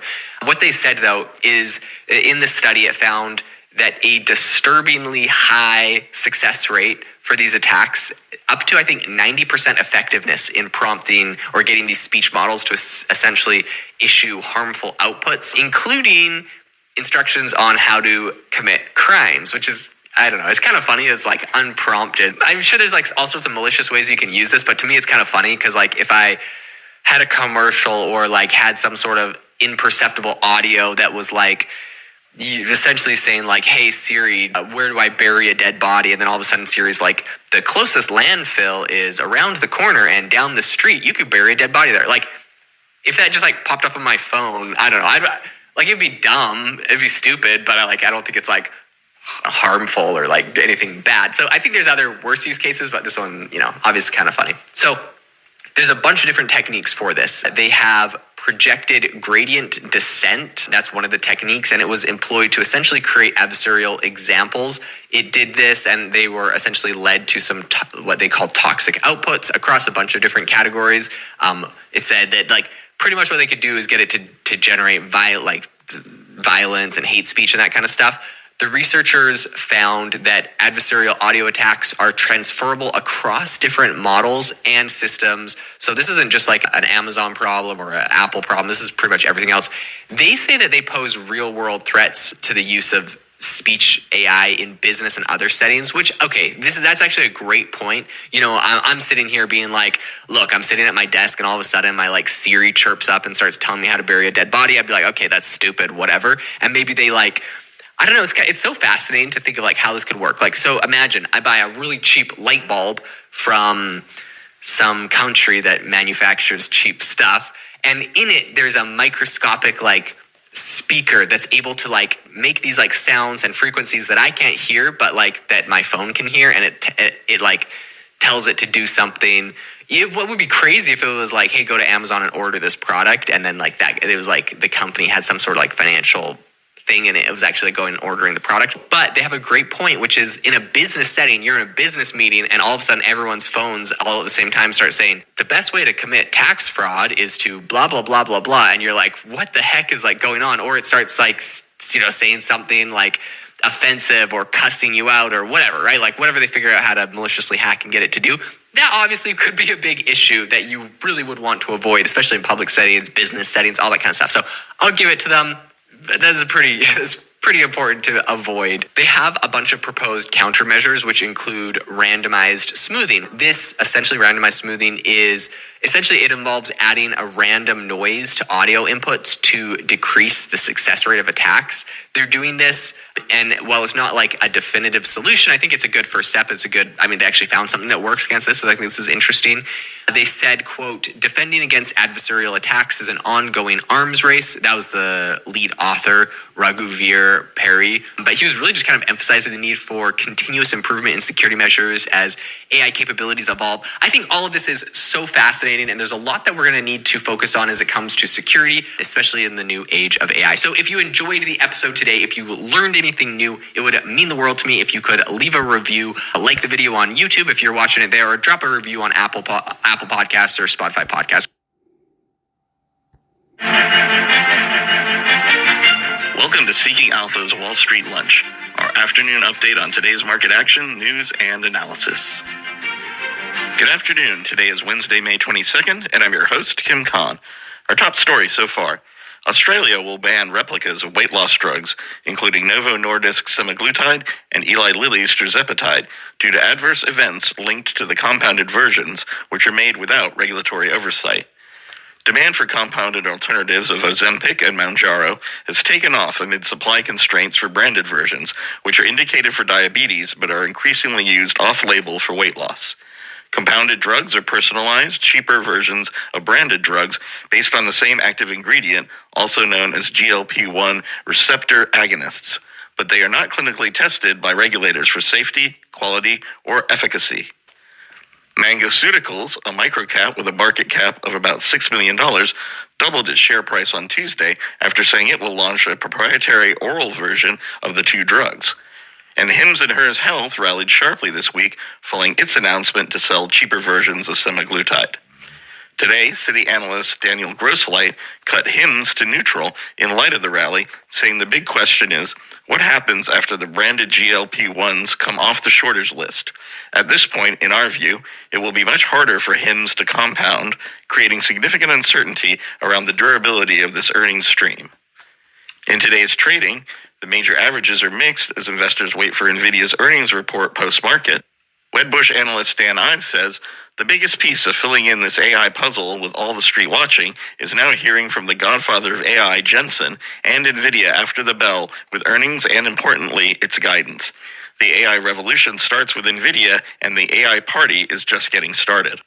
On the economic front, existing home sales unexpectedly dipped 1.89% in April to a rate of 4.14 million, compared with the 4.195 million expected.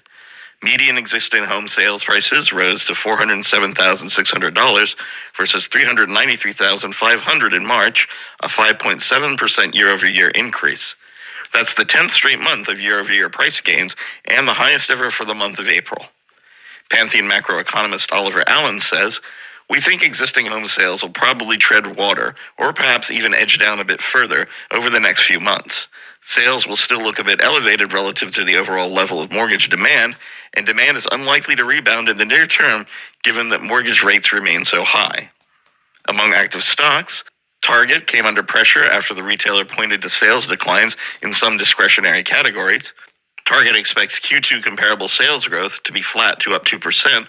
Target expects Q2 comparable sales growth to be flat to up 2%, with adjusted EPS of $1.95 to $2.35 versus $2.20 consensus. Full-year EPS is seen landing in a range of $8.60 to $8.90, shy of the $9.42 consensus. Analog Devices rose after the analog chip supplier reported fiscal second quarter results and guidance that handily topped expectations. Looking to the third quarter, ADI expects revenue to be $2.27 billion, plus or minus $100 million, above the $2.17 billion estimate. Operating margins are forecast to be 20.1%, plus or minus 200 basis points, while adjusted operating margin is forecast to be 40%, plus or minus 100 basis points. Petco Health and Wellness jumped after it reported comparable sales down 1.2% versus the consensus of down 3.2%. Looking ahead, Petco sees Q2 revenue of about $1.525 billion, adjusted EBITDA of $80 million, and adjusted EPS of around negative 2 cents to match the consensus expectation. And American politician and entrepreneur Vivek Ramaswamy disclosed a 7.7% stake in BuzzFeed, according to a 13D filing by the company. He said the digital media company was undervalued and is seeking a meeting with its board. In other news of note, hybrid vehicle registrations outpaced battery electric vehicles in Europe again. Battery electric car registrations rose by 14.8% during the month to 108,552 units, with their market share holding steady at around 12%. From January to April, a total of 441,992 new battery electric cars were registered, marking a 6.4% increase from the previous year. Meanwhile, hybrid electric cars also saw robust growth, with registrations up 33.1% in April. This pushed the hybrid electric market share to 29.1%, up from 24.9% in April 2023. Gas car market share fell to 36% from 38% in April, while diesel cars accounted for 13% of the market. And in the Wall Street Research Corner, with the entire market waiting for what NVIDIA has to say, BofA points out that another stock deserves the title of AI darling.